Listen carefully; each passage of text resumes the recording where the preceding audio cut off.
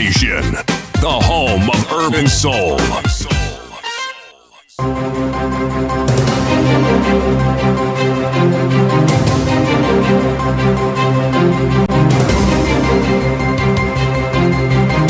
This is the Radio Generation News. Good morning, I'm Winnie Maganga. Police have arrested a man accused of publishing social media posts that amount to hate speech and ethnic contempt. The Directorate of Criminal Investigation says Justin Kinywa Mwangi was arrested in Wanguru Town, Kirinyaga County. Detectives say the suspect who runs the Facebook account Justin Kinywa will be charged with hate speech and ethnic contempt under the National Cohesion and Integration Act. He is expected to appear in court today.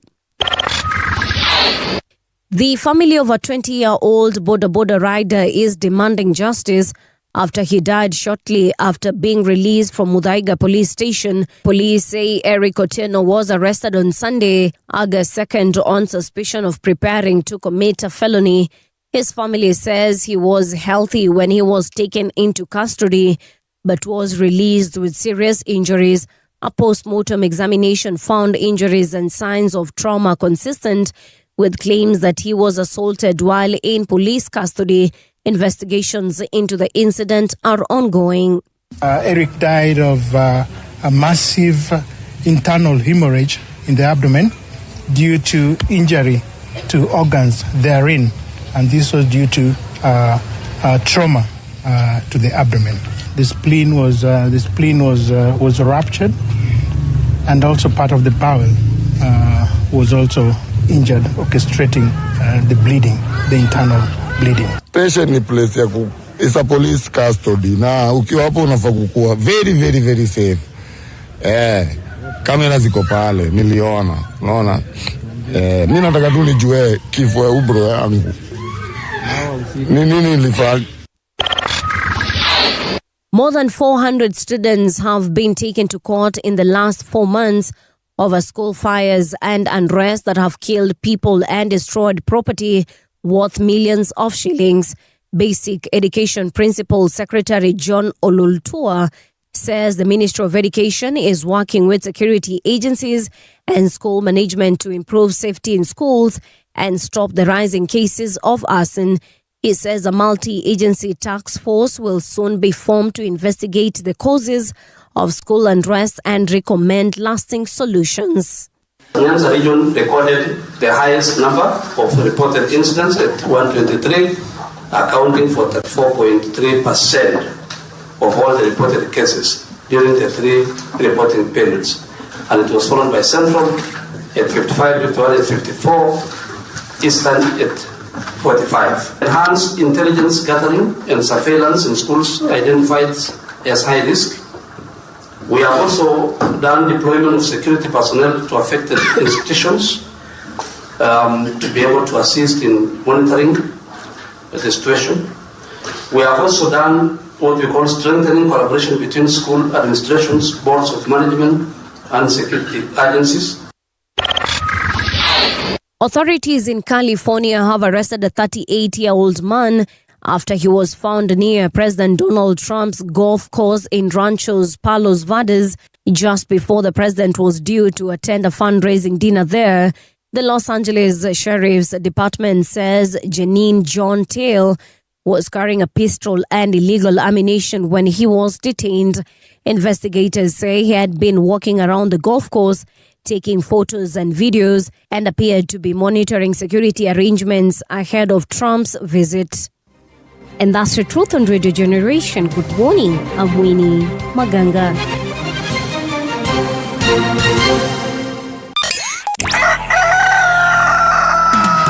In the beginning, there was morning radio. But now there is Radio Generation's The People's Breakfast. Curious and bold, getting facts from the shadows. That's what it is. Now, as the city wakes and secrets stir, a bright new voice shines. The People's Breakfast. Your morning, your voice, your journey. Good morning. Good morning, my neighbor. Welcome to the home of hard truths and bold insights. Radio Generation. A very good morning to you. How are you doing? It is now 5.5 minutes past 6 o'clock. This is the People's Breakfast. My name is Mungana Movie. Na kama kawa kama K, niko na yule jamaa anakuanga na mvi. Anajulikana kama City Muga. City, mambo. Salama. Unajua ungekwanga co-host wa Jeff akikuwa anasema my oh my, I'm with God the fellow. You can't make this stuff up. Acha nikwambie kitu moja City. Yes. Today being a Wednesday, when I woke up in the morning, I actually thought it is a Monday. Do you know why? Because yesterday I blacked out at around 8. Like I fell asleep. Usingizi ilinipata saa 2 usiku. Mwili kachoka. So niliamka leo nikijiuliza, ni Monday, si ndio? Because of that experience, I felt like I was in the twilight zone of sorts. Yeah. Have you ever felt that way? No. No, you need to explain what you're saying. Like, have you ever felt you wake up and you're not sure which day of the week it is? Oh, that one happens more often than you think. No way. Yes. Is it something that happens to old people? I don't know. I haven't discussed with other old people, so I wouldn't know. Oh, when you're in the WhatsApp group ya watu ambao wako retirement, old people. Amuongeangi hizo vitu? No, we talk. We go back to our youth. Yeah. Yes. And you discuss some of the things that used to. And we remember some of the things that some of those individuals did, and what they were like. Some, of course, would prefer not to be mentioned. Yeah. But we remind them nonetheless. Do they mention classmates that you cannot remember, and you're like, hey, atinani Paul Mbuvi? Every once in a while, somebody joins a group. And you're wondering, this one is who exactly? Yeah. So aside unauliza nani huyu alikuwa? No, unakumbuka alikuwa? Alikuwanga 4K. Yes. Oh, yes. Bado ushiki. Alikuwa rafiki fulani. Yeah. So your memory of that fellow was a young chap. Yes. Now you're looking at a fellow who time has weathered adequately. Yes. And so it takes time before it clicks. Me, I meet people, and it happens to me more often than not when I go to the supermarkets, for example, or just in the city of Nairobi. Then someone is like, movie day. And then you're like, hey, you are. And then someone reminds you, luanga patch pamoja. And you're like, hey, patch, hey. And you're still like, hey, so were we classmates? Were you ahead? Were you behind? Did you repeat? Like, who are you? You just go with the flow, bro. Yeah. Kuna mwene nilipatana naye juzi kwa supermarket fulani, jamaa akanigotea, tukaanza story. Akaniambia, "Tio nakumbuka kama mzejo bro yako tukua patch mzejo wewe mse alikuwa ngamzi." And I'm like, alikuwa ngamzi. So I'm like, "Did he beat you up? Are you here to also beat me up? Or what's not happening, man?" But yeah, I have those problems. But nonetheless, kama Kate tunasemanga tunashukuru nani? Tunashukuru Sagodi. Today in history, what is significant? Let me see. In 1962, South African activist Nelson Mandela was arrested, beginning a 27-year imprisonment that ended with his presidency. 1962. 27 years later, in 1989. You know, as far as the South Africans and the movements for their independence, Mandela was a moderate. Okay. Yes.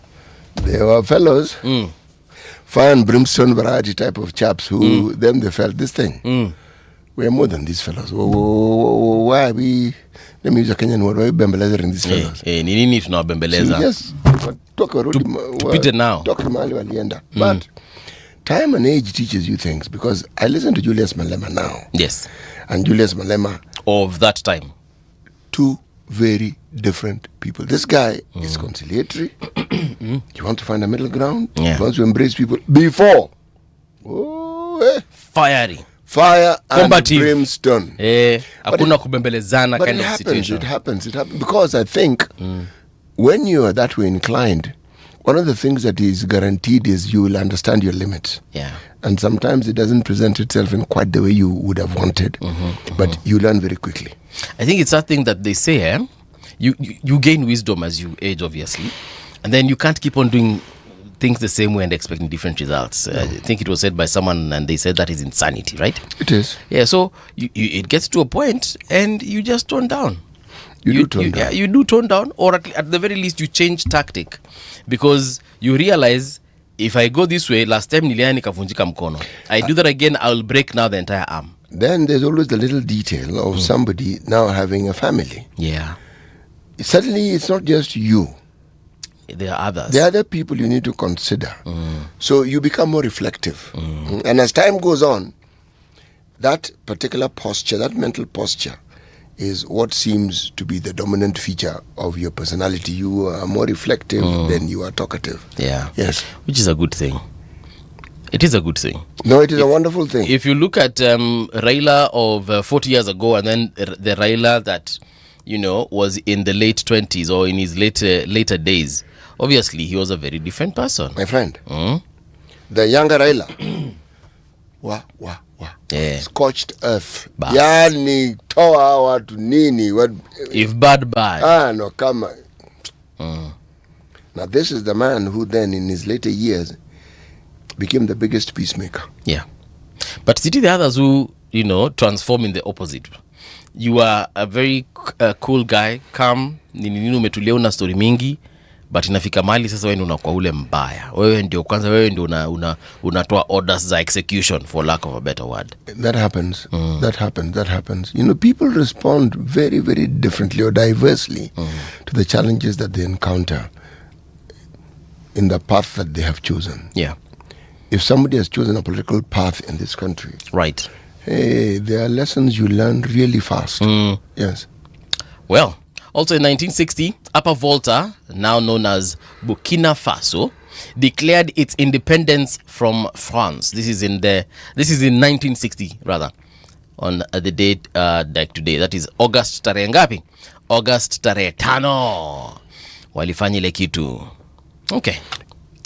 August for us is an interesting month because the thing you must bear in mind, the coup attempt in 1982 was also an August coup. Oh. It was August 1st. Okay. Yes. And then there's that other detail of the bomb blast that was on August 7th. There was that little detail as well. So August for us is an ominous month. Yes, it reminds us of things that we should take note of and not forget. Yes, because that's the day, 7th, that's the day the very notion and the experience of terrorism was brought to our doorstep. Yeah. Prior to that, it was something that you read about. It was academic. On that day, we knew Kubaya is bad. Absolutely so. August is also the day I did my white wedding. No, the month, sorry.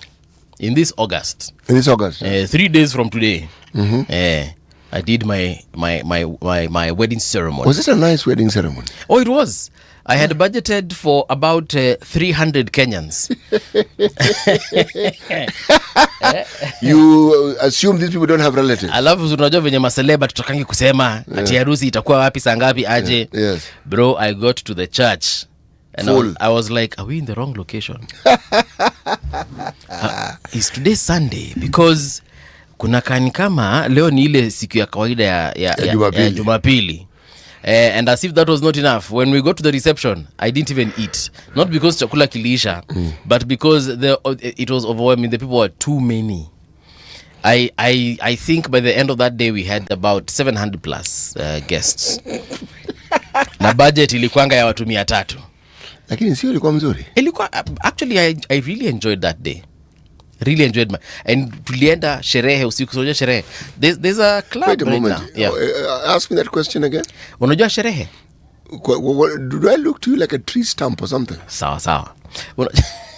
There's a club in town, not town, Baricho Road. Yes. Kitambo, saizi it's a strip club, but before that it was just a normal club. Strip club is Merudi? Bro, they've never left. Oh. But when I did my wedding, it was just a kawaida club. That's where I did my my after party. Tulipate mpaka jua ikawaka, my friend. Ilikuwa inahitaji hiyo mali? Hiyo time. Okay, forget it. Inaitwa nini sasa? Sijui kama hizo ni vitu tunafaa kusema at 6:14 am. No. Tuache tuseme tu iko Baricho Road. Wewe jua iko Baricho Road. It's a cultural establishment. Mali lakini, watu hawapendi wanasikianga joto sana. Lakini hiyo Baricho Road iko na establishments kama hizo. Baricho Road I think kuna hiyo moja, lakini kuna barabara inajulikana kama si Luthuli, hii ingine inajulikana aje? Not Enterprise. Ile ambayo inatoka Kijonile roundabout kubwa. Wewe jua unaona uko Mfangano street na huko? Yes. Sasa huko ndiko zimejaa hivi. Yes. Yeah, you're right. You're right. There are very many. Huko sasa hivi. huko it's like now that's where they thrive. Watu wanaenda huko. Watu wanaenda. Si mimi ninakwambia kitu ambacho ni 6:14. Haya, wacha tuingie. Tupatie methali City. Niko kukupatia personal experience lakini we tusome methali. Tuachane na mambo ya personal experience for the time being. Tuangalie mambo ambayo yametuleta hapa. Yes. Bado tuko Morocco, right? Yes. Right. This one is a particularly interesting one. Short and to the point. The hand you cannot bite, kiss. The hand you cannot bite, kiss. Yeah. I like that. Oh, it's actually a nice proverb. I also like it. Me, I'm looking at it from this perspective. Yeah. Nothing is useless. Nothing is useless. Yeah. Everything has got a use. So if it's a hand, for example, you just can't. I mean, you can choose to either kiss or you can choose to bite. Okay. I got a bit philosophical on the matter and asked myself the question: at what point do you kiss a hand? When it is a hand that has got authority, a hand that has served you, a hand that has fed you, a hand that means good for you. Yes. So this particular proverb is saying to bite it means you want to be a little adversarial towards it, isn't it? You're also protecting yourself. Yes, exactly. So if you find you can't do that, just kiss the hand, bana. Bas. Achana mambo mengi. Watu wa huko Ujerumani, wa Ulaya kule ndio walikuwa wanapenda hizo mambo za kiss the hand. Nowadays, people kiss the Pope's ring. Yeah. Which is more or less kissing the hand. Your ring bado iko haijawear out. What usually happens is when a Pope dies, it is melted and then it is reconstituted again. So they melt it and then they just make the same ring, but now with the symbol of the new Pope. Hiyo kitu ni imeundwa na goldi. It is pure gold, yes. Pure gold. So kama sasa the current Pope we have anaitwa Leo the what? Leo the number that I'm forgetting his number. So they melt it alafu wanaitengeneza sasa na jina yake, but ile symbol ya Pope. Jina nako kwa ring? Inakuanga XP, XP means the risen Christ. That's a symbol for the risen Christ. So inakuanga na XP alafu of course insignia ya the new Pope. Mwenye ambaye sasa amefanya nini? Mwenye ameingia usukani. That is what usually happens. So that ring has come from all the way from St. Peter. Hivyo ndivyo sisi huwa tunasema hiyo mambo. Peter yule Peter ambaye tunajua. Yule Peter mwenye alikuanga 12 disciple. Yule mwenye alikana Yesu mara ngapi? Mara utat. Huyu? Jamani mimi simjui. Ati nani huyo? Which guy? Lakini hata nyinyi pia mnaenda kwa. Do I look like I can know such people? Huyo. That guy. Okay. He is the rock of the church right now. Umesalimiwa na Don Sabo amesema good morning. Now we can have or use a ladder for chickens to rest on the 20th floor. City wanajua kupanda ngazi hata baiskeli. Kuku kapanda baiskeli. Unajua muziki? Came from Tanzania, didn't it? Ndio hiyo sasa. The guy lives in Mlolongo by the way. Nani? Mr. Nice. Don Sabo. Mr. Nice. Is called Mr. Nice. The guy who sang kuku kanini. Anaishi maeneo ya si ile Mlolongo market. Unajua watu wakiambiwa Mlolongo wanaonanga ni ile market chafu mahali unapatana na takataka. Kuna mahali Mlolongo watu wamejenga. He actually has a home that he has built those sides of Mlolongo. Luis Rudasingo amesema good morning. Salah Mohammed amesema watching from Minnesota. City and Movie, your conversations are so natural and exciting and with impact and pedigree of CT.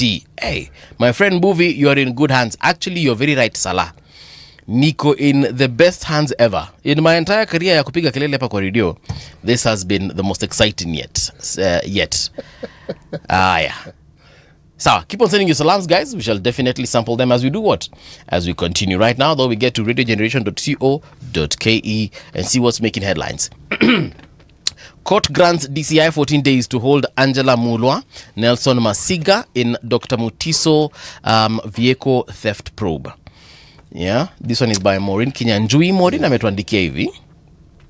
Amavoko Court has granted the Directorate of Criminal Investigations 14 days to continue investigating the alleged theft of motor vehicles linked to the late Dr. Victoria Ndunya Mutiso, ordering Advocate Angela Mulwa and Nelson Masiga Makaralu to remain in police custody as detectives complete their inquiries. The ruling, delivered on Tuesday by Magistrate Lilian Nyabando, followed an application by investigators seeking more time to pursue investigations into vehicles reported stolen from the deceased and her family. Detectives had initially requested that the two be detained for 21 days, but the court granted them 14 days instead.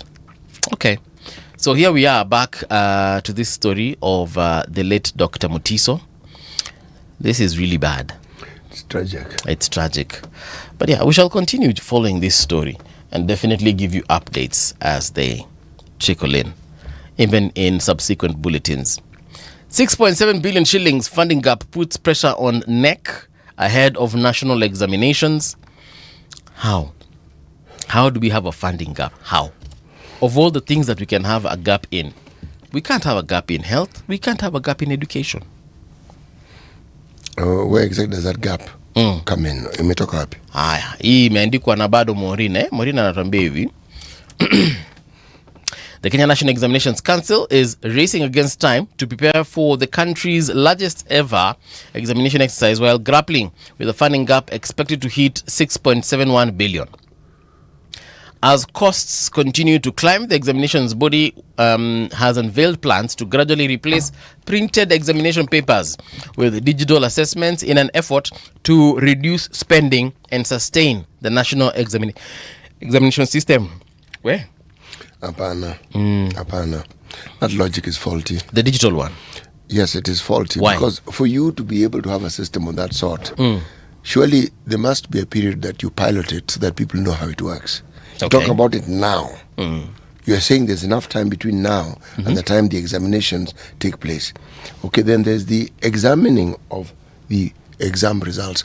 The people are going to mark. How are they going to mark? With the marking scheme. Yes, okay, with the marking scheme, what, how?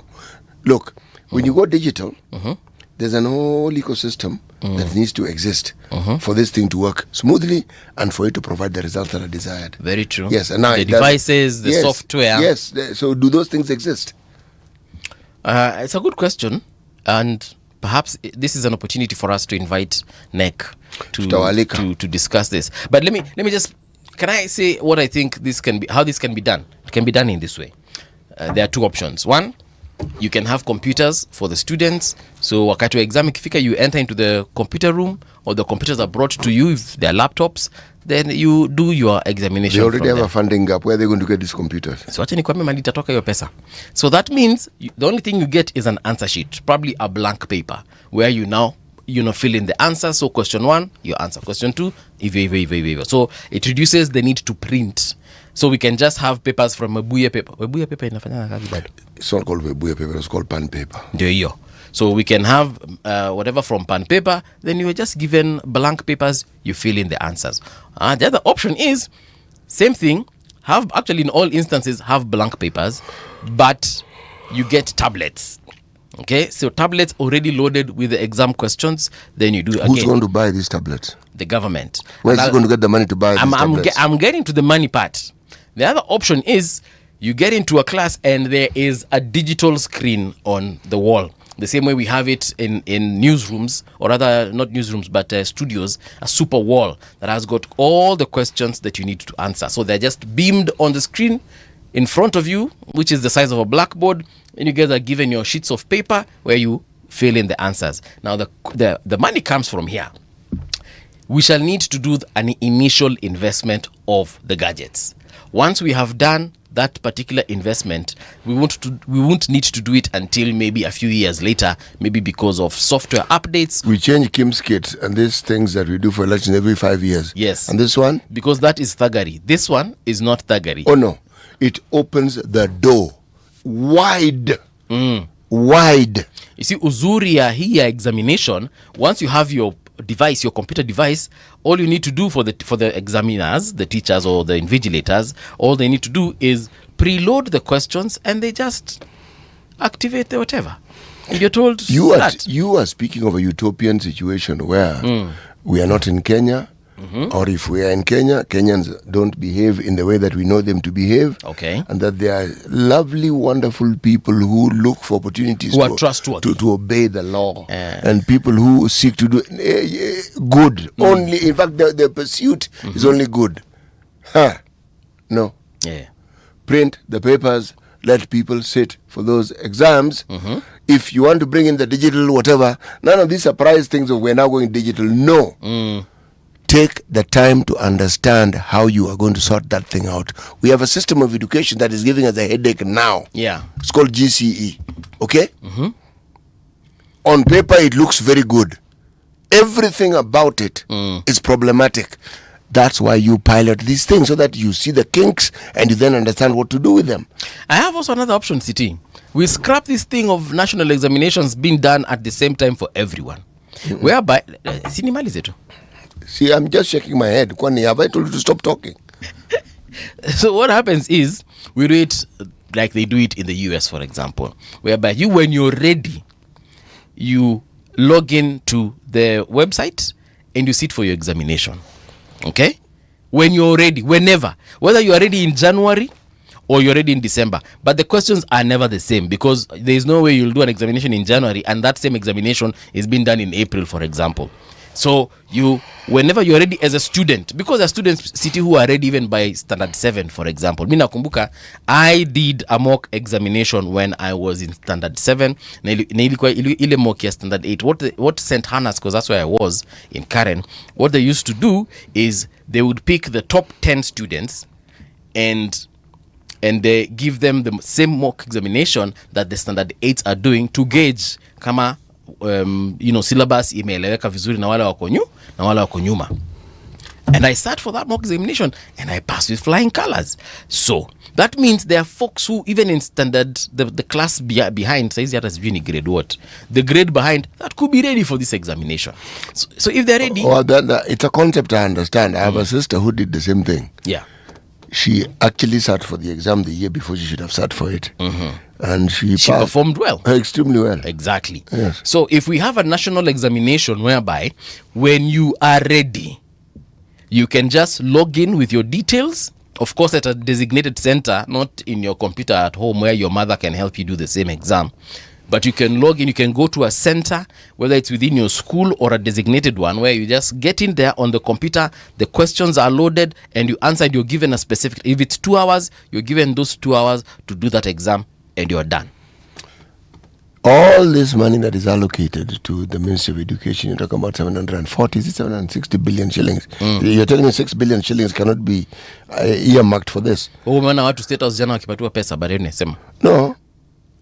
That is not my concern. It is my concern. It is not. They can actually line up there every Wednesday or even Monday to Friday. When you have a budget, you know what it means? It means things like this examination were budgeted for. Exactly. That's what it means. So you cannot tell me that it doesn't have the money. No. So when Treasury allocates money, si wanajuanga tunapeana 700 billion. They know. Yeah. And they also know there's a Kenya National Examination Council, and they also know the exams coming. That's how you budget. You pesa yote tunaongea. That's how it works. Yes. Okay?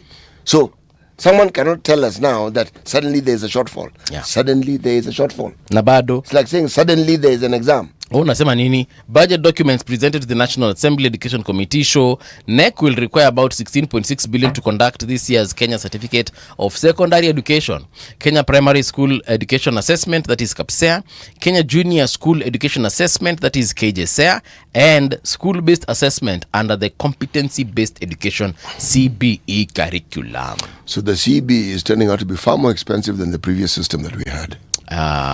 Clearly. Yes, mwalimu. Hapo ndipo tuko. Kaanga ukijua. Kana kwamba. Again, 16 billion against what?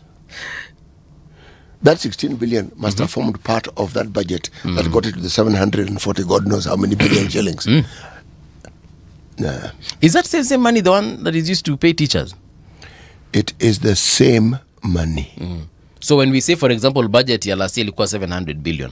Hiyo 700 hapo ndio kuna mshahara ya mwalimu, hapo ndio kuna chakula ya wanafunzi, hapo ndio kuna hizo vitu zote. Iko kila kitu. Okay. 700 billion ni pesa mingi sana. Sawa. One last one. Duale defends digital health service fee, rejects claims of illegal payments. Of course. What did you expect? He wasn't going to say that. What? Guys, you did what? So this is what is being said, Imeandikwa na Bradley Bosira anatuambia Health Cabinet Secretary Aden Duale has defended the government's digital health system service fee, dismissing allegations that public funds collected through the National Digital Health Platform are being unlawfully channeled to a private company. In a statement issued on Tuesday, Duale rejected reports questioning the legality of the fee, insisting that the charges are anchored in law and are critical to sustaining Kenya's digital health infrastructure. Quote the law on which they anchored. Let me just amekuotiwa hapa hivi. My attention has been drawn to the report carried by the Daily Nation on 4th August concerning the service fee levied on claims processed through the National Digital Health System. The report creates the impression that public money is being paid to a private company outside the law. The impression is wrong and I reject it. Yeah, so he rejected it, but he didn't. Wait, maybe he did. He said you can register, verify and pay for the healthcare of every Kenyan on paper. Yeah, adding that the Social Health Insurance Act 2023 requires member identification, pre-authorization, claims management and settlement of claims to be conducted through a secure, interoperable and verifiable information system. But he didn't quote. So is it part of the Social Health Act? Hiyo kampuni yenye ina collect do.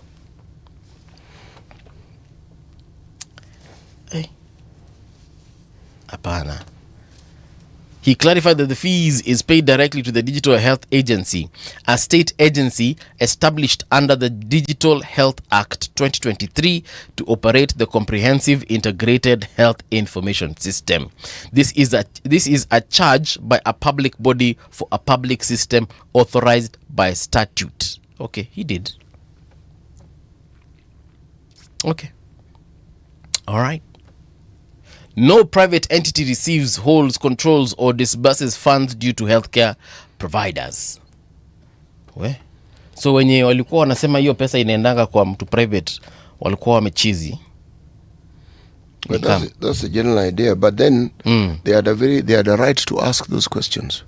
If you know that you have this fund where you're supposed to pay money, or you are told that it is through e-citizen platform, then you hear that there's yet another company that you're to pay. So, you want to ask, how many portals are we using to pay this thing? Me, I'd like to understand.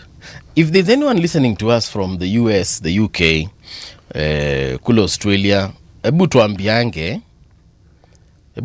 tuambie mahali hizi vitu huko kwenu mnalipanga aje health. Some of those places, my friend, there's a friend of mine was talking to me yesterday. Ako UK.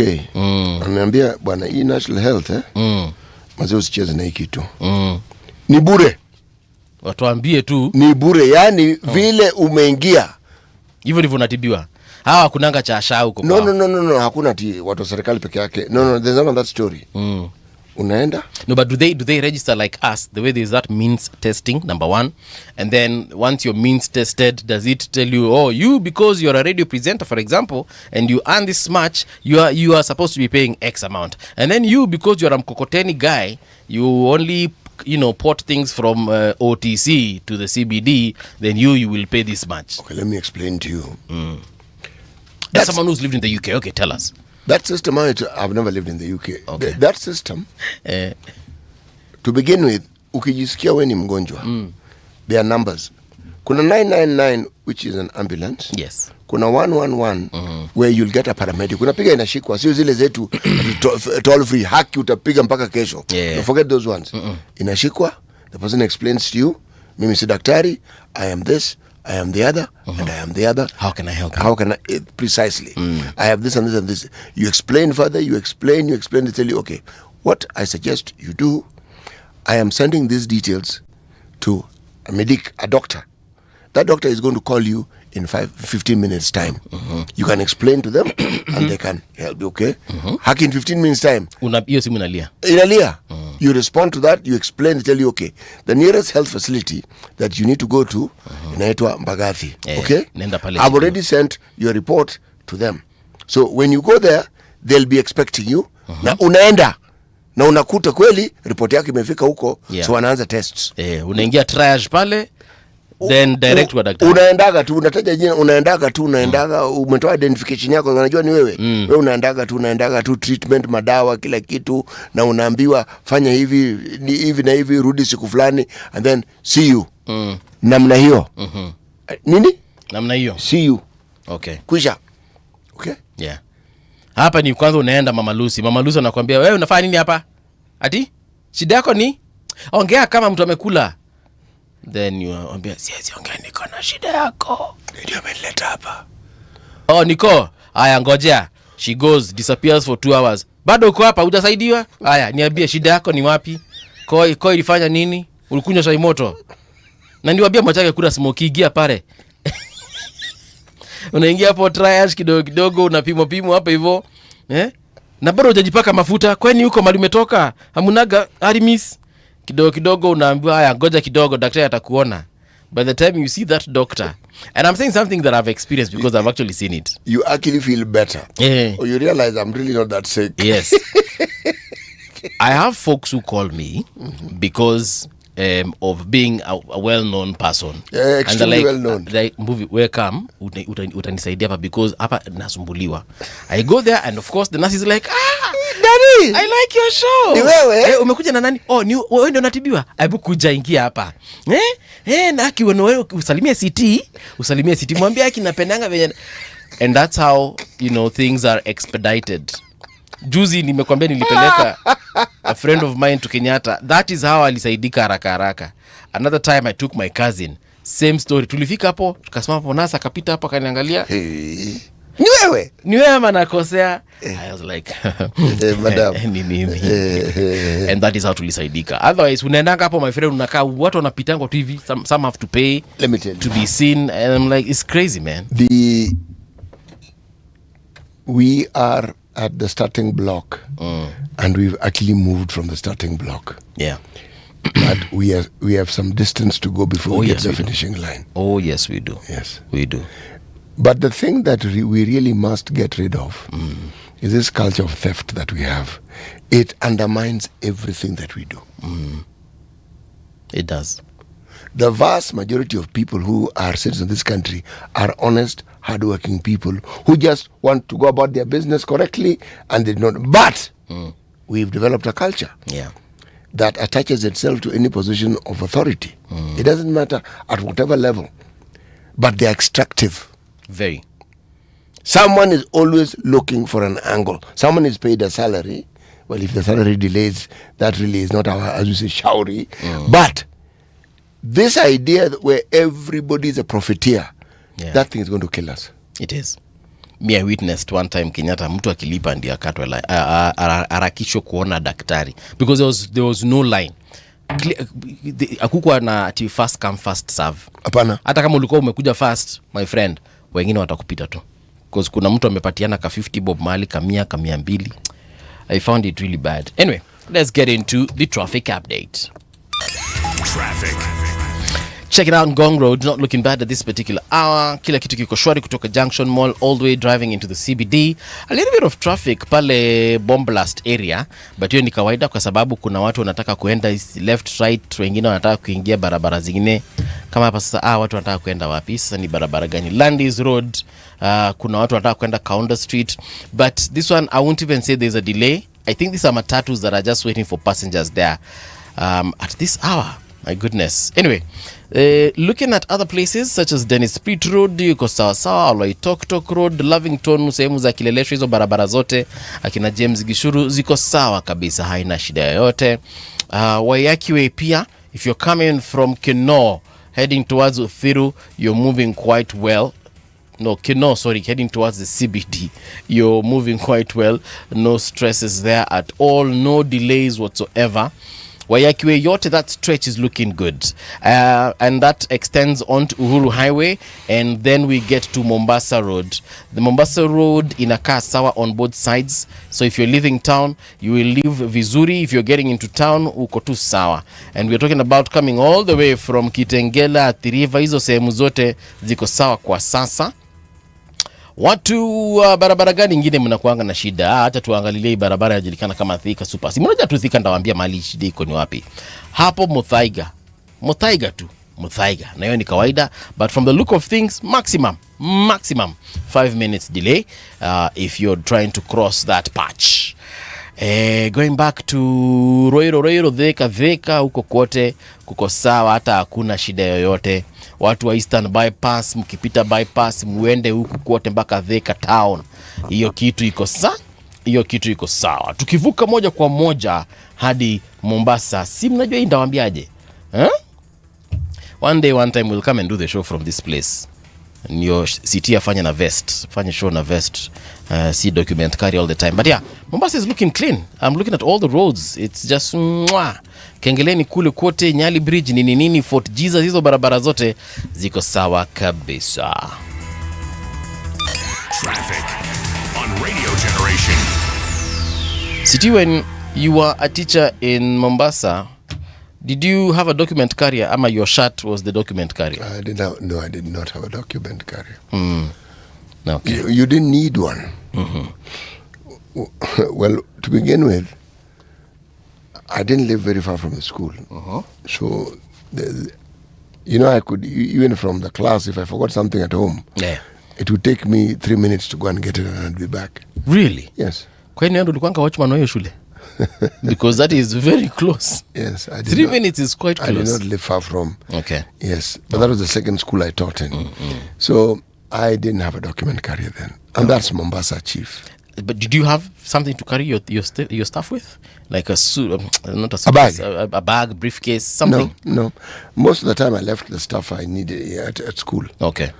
I'm one of these fellows who used to work late, so I did not carry work home. Okay. Yes. Uhuru atikisa upinzani. That is on the front page of Taifa Leo. What do they mean? Wanasema mpango wa rais mstaafu Uhuru Kenyatta wa kufufua muungano wa Azimio la Umoja One Kenya kabla ya uchaguzi mkuu wa 2027 umepingwa vikali na baadhi ya vyama vya upinzani, hali inayotishia kuvuruga juhudi za kuunganisha mrengo huo kumkabili Rais William Ruto mwaka ujao.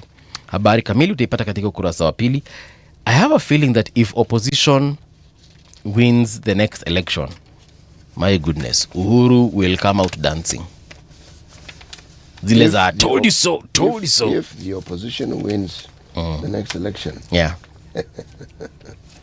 my friend, they will have a really difficult time running the country. They will. Yes. They will. They'll be tested every which way. If they think President Ruto has been given names, then they have no idea. Because I think right now, Mali imefikia Ruto, people are out of names. Not only that, people get tired. What have they not said? Yeah. Said everything about him. Okay. Called him all manner of adjectives. What have they not said? But the thing that I find peculiar and of interest is those who perpetrate narratives of that sort while pursuing a political end. Yeah. They never understand that they are opening a portal, they are opening a door and introducing into the political realm a way of looking at life that at some point will also affect them. Yes. Okay. Wacha nielewe kusoma hiki kitu. Maprofesa wa maono ya Rais Ruto.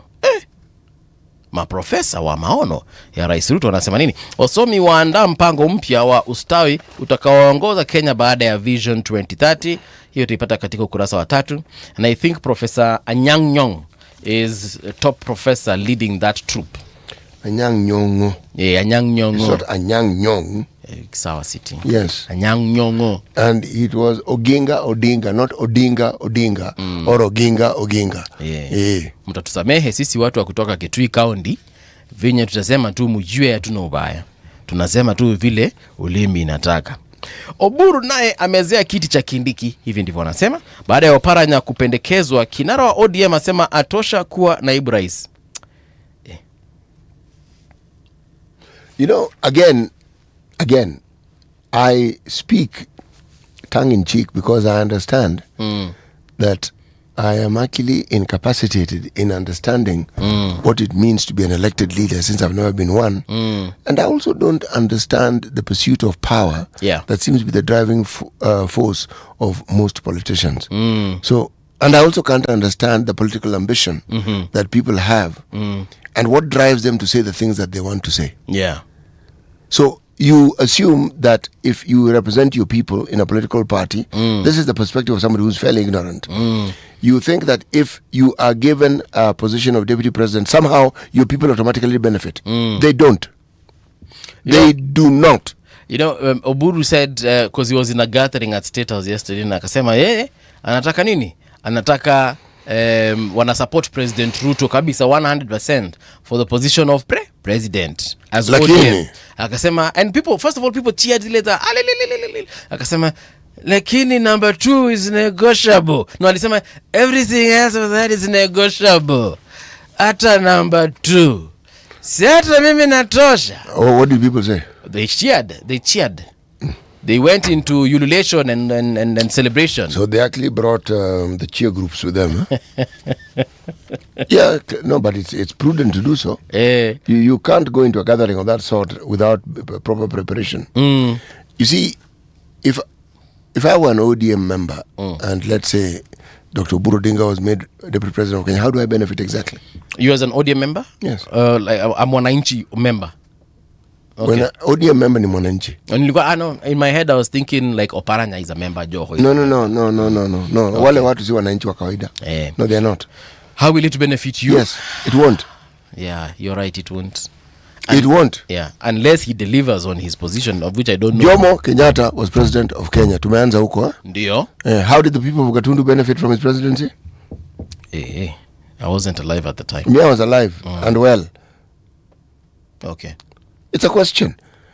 Daniel Arap Moi was president of Kenya for 24 years. Yeah, that one was alive. Yes.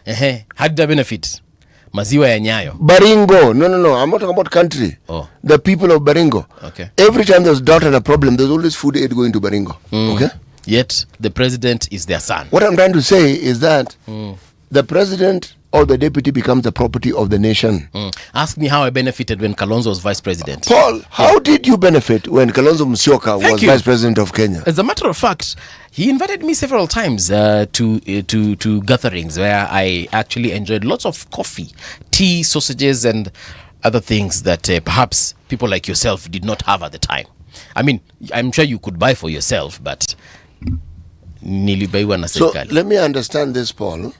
Because you ate sausages and drank coffee, so that's supposed to be a benefit. Bro, we ongeaga vitu zingine kama Zelensky afuta balozi wake USA. Rais wa Ukraine atimua balozi wakati anaendelea kufanya mabadiliko serikalini. Hiyo utaipata katika ukurasa wa 8. Ukraine hawafanya elections ama juu ya vita hakuna elections? Hakunaga. Okay. Gachagua awasha moto mlimani. Kauli ya kiongozi wa DCP eti vyama vivunjwe na kuna kujiunga na chama chake imekosolewa vikali na viongozi kutoka Mlima Kenya Mashariki. Hiyo utaipata ukurasa wa 2. Alafu Wenger alivyopinga Infantino anaenda. Kinara wa FIFA alipanga kuunda hazina mbadala kuandaa kombe dunia. Hiyo utaipata katika nini? Ukurasa wa 20 ama kule nyuma pia utaipata. Infantino, I don't know what he's going to do. Infantino is the FIFA president. Oh, I know who he is, the bald guy. Yeah. I know the guy. He has a very small window to sort out issues within FIFA. Otherwise, FIFA is going to kick him out even before his term because they're having elections next year in March. And if he doesn't sort out whatever wrangles they have, he might not survive until then. Anyway, that is FIFA. Acha niingie katika Daily Nation front page. Why Uhuru's Azimio plan faces resistance. Fallout, they are calling it. Former President Uhuru Kenyatta Former President Uhuru Kenyatta's concerted push to revive the Azimio coalition has triggered an implosion and rebellion within the wider opposition, with critics alleging a scheme to install Kalonzo Musyoka as its presidential flag bearer. And what is wrong with Kalonzo being the flag bearer? I'm sure if we read page 4, we might get to see. But anyway, Rigathi Gachagua has said, don't imagine an endorsement from us. We are struggling day and night mobilizing the public. Kalonzo anasema, we continue our engagements, strengthening the unity of the opposition to deliver the Kenya that our people deserve. Jeremiah Kioni amesema, they removed me from Azimio meetings because of my support for Fred Matiang'i. Alafu kuna Godfrey how to see United vile. Alafu Godfrey Osotsi anasema, our focus now is to promote Linda Mwananchi and have our candidate formally declare his presidential bid. God Almighty. Their unity is not united. It is a word that you can use while describing the thing that group does not have. Hawana. County's health crisis depends as striking medics dig in. Hapa tunaona madaktari pale na, well, not madaktari peke yake, kuna nurses hapa, all manner of healthcare providers. Well, you know, Paul. Yes, sir. Much as I take swipes at governors from time to time, from the discussions we've had with the leaders of the various health groups, two in fact over this last week and this week, is this, there's a guarantee that the counties wanted, specifically with the health workers, a specific kind of health worker that had been employed specifically over a period of time that there were problems. The government then gave them permanent and pensionable status. But what the counties were asking for was not this conditional grant thing. They were looking for a certainty, a definitive confirmation that money is going to be guaranteed within the share that the counties get. Yes. That is not an unreasonable demand. It is not. It is not. Them, they wanted to know the longevity of these payments, bana. Yes. Ama zitafika mahali zikauke alafu mtu achei badeni ya hawa watu. Yes. And I agree. Yes.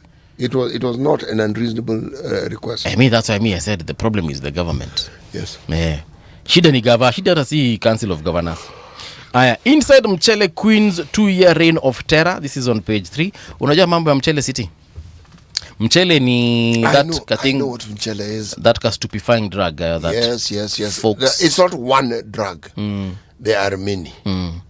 Kuna zile ambazo zinaitwa date rape drug. Kuna zingine which have a hypnotic capacity. Ziko kadhaa.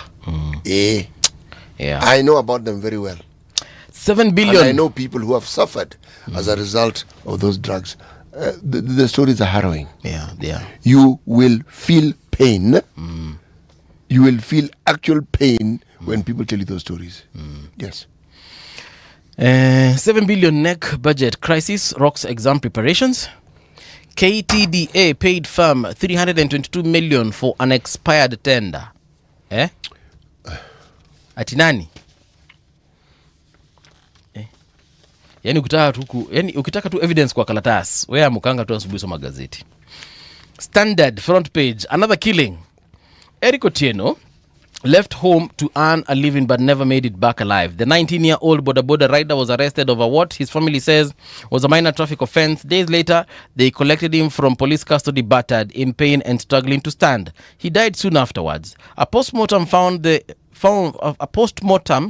he had suffered fatal internal injuries caused by blunt force trauma, making him the latest face of the country's mounting allegation of police brutality and deaths in custody. Otieno was a boda rider. He was 19 years of age. Cash bail allegedly demanded was 10,000 shillings.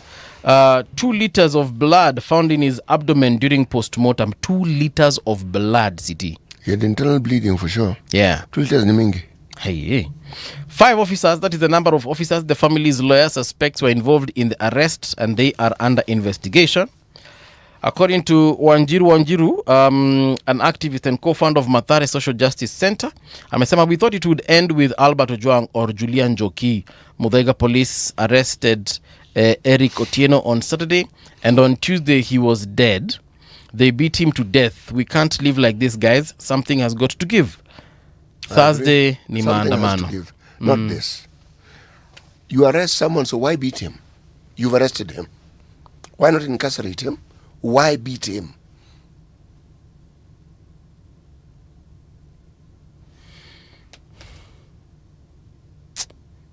Over to you.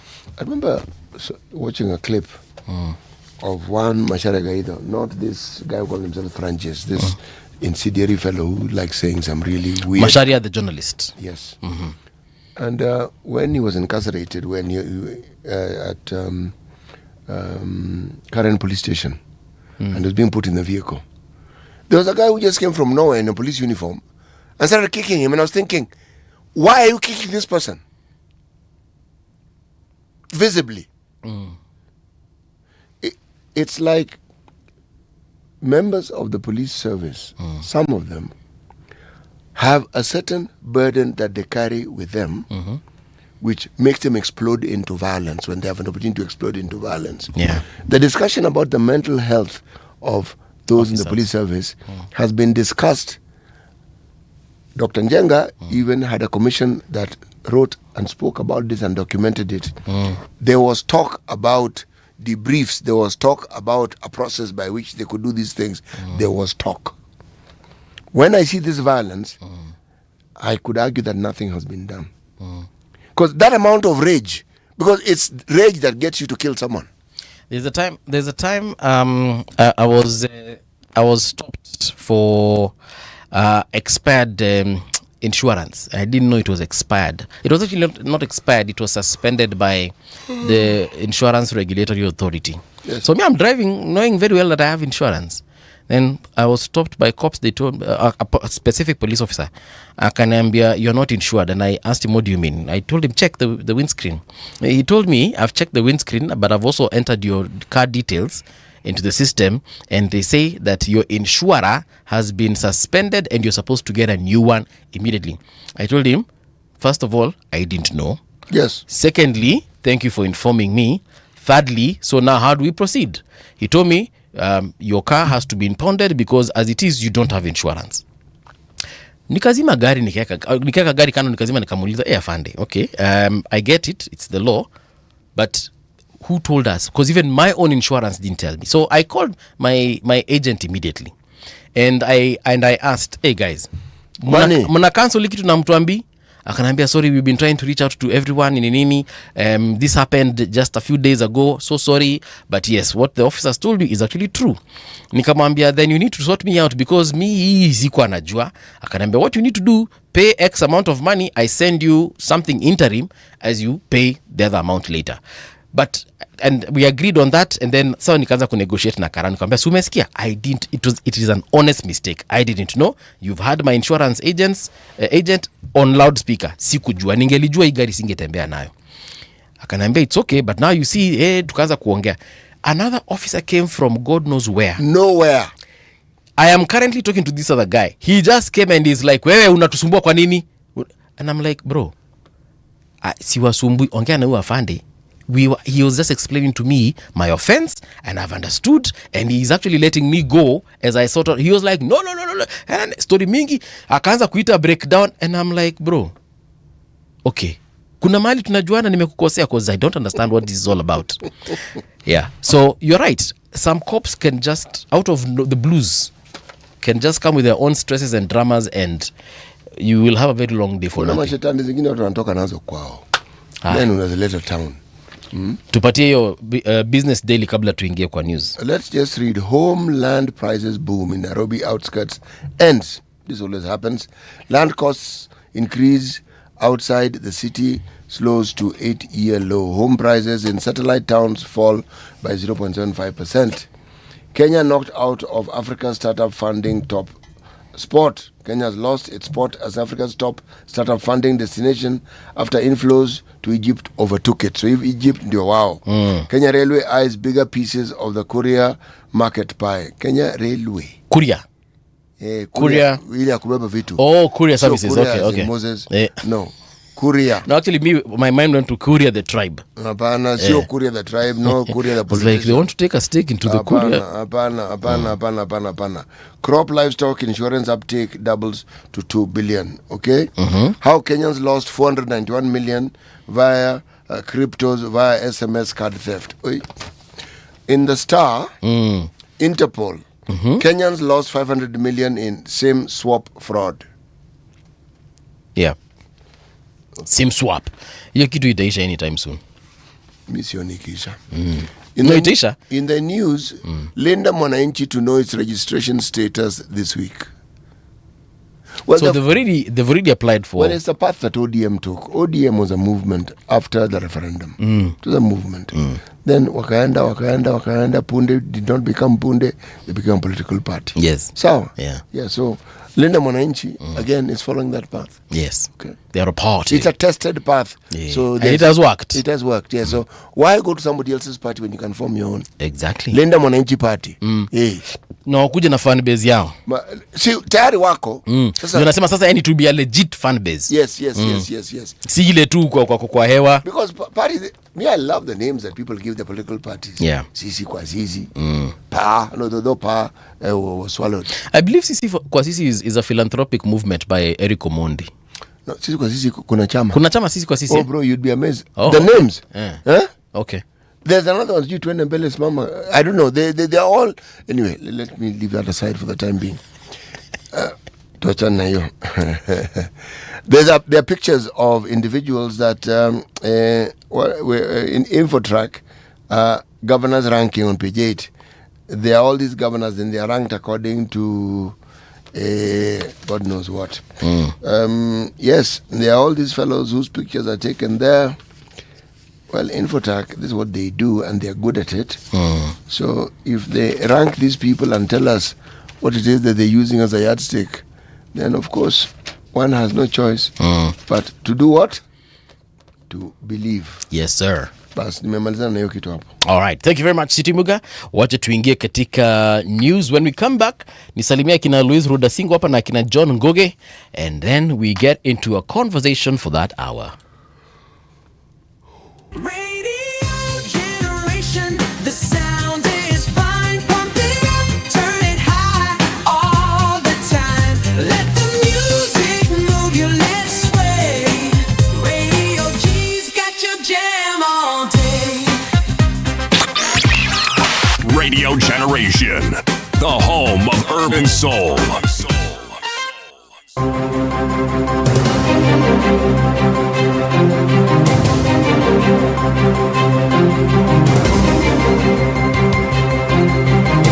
This is the Radio Generation News.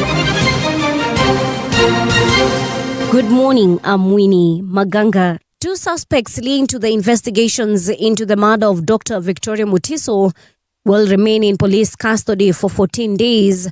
A court has allowed detectives more time to complete investigations after Angela Mulwa and Nelson Masiga were found in possession of a Range Rover allegedly stolen from a disputed piece of land connected to the case. The court said the seriousness of the offences and the investigation justified holding the two suspects. There is no investigation that is going to be conducted on the SIM cards. It is the handset that the state will get data from. Your Honor will be seeking for a condition that the SIM card be released once the respondent allow us to have access of the handsets. SIM cards may be released to the respondents, there being no objection to the SIM. Police have arrested a man suspected of taking part in an armed robbery that targeted a women's chama meeting in Nairobi last month. The Directorate of Criminal Investigation says that the suspect, Dennis Masharia, was arrested in Korogosho following investigations into the July 26th incident. Police say 2 armed men stormed a salon where the women were meeting and stole about 50,000 Kenya shillings and several mobile phones before fleeing. Investigations are ongoing as detectives pursue other suspects. Kisumu Governor Anyang' Nyong'o says Kenya's Vision 2060 will be guided by 3 key pillars: political, economic, and social development. Speaking on Citizen TV, Governor Nyong'o says the national blueprint is designed to shape Kenya's future by strengthening the economy, improving people's lives, and promoting good governance. He says public participation is essential, adding that citizens must be fully involved in developing and implementing the vision for it to succeed. The first pillar is political. That is, we must have really a democratic society where everybody's voice is heard, where people are free to form political parties according to their interest, and where they can vote freely and choose their government. We must also have a country that develops first. We must set our target on what kind of economic development we want in the nation, what percentage of the annual rate of growth of the gross domestic capital, and we must also have a fair and just society. Linda Mwananchi has appealed the decision to deny its registration as a political party. The group, led by Nairobi Senator Edwin Sifuna, met with Registrar of Political Parties John Cox to challenge the decision. The team says it is optimistic that its appeal will be reviewed and the party will eventually be registered. We must say that the registrar received us very well, and we have had very cordial and extensive discussions with him. There is no reason to refuse the registration of the name Linda Mwananchi Movement.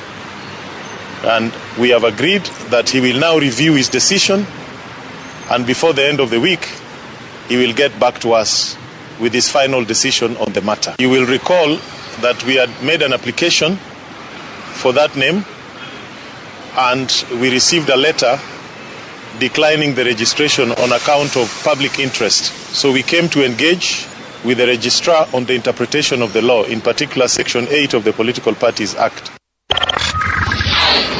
The United States has cancelled the visa of Brazil's ambassador to Washington in latest signing of growing diplomatic tensions between the two countries. The move comes after Brazil refused to grant visas to 2 U.S. State Department officials who wanted to visit the country last month. Brazilian President Luiz Inácio Lula da Silva accused the officials of trying to interfere in Brazil's elections, an allegation the United States has denied. And that's the truth on Radio Generation. Good morning. I'm Winnie Maganga. The views and opinions expressed on this program are those of the guests and do not necessarily reflect the views of Radio Generation. Radio Generation assumes no responsibility or liability for the interviewee's views. This is Radio Generation. In the beginning, there was morning radio.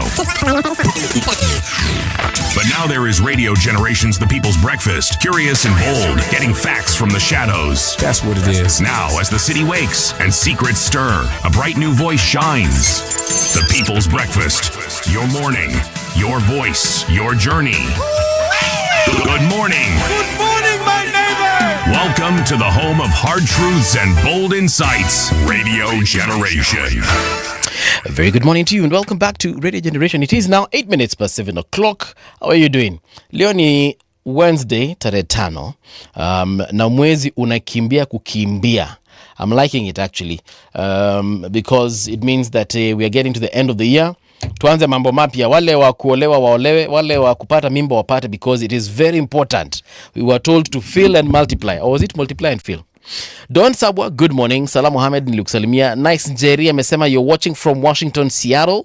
Karibu tena sana. Sungura wetu atirinya pop ina reincarnate.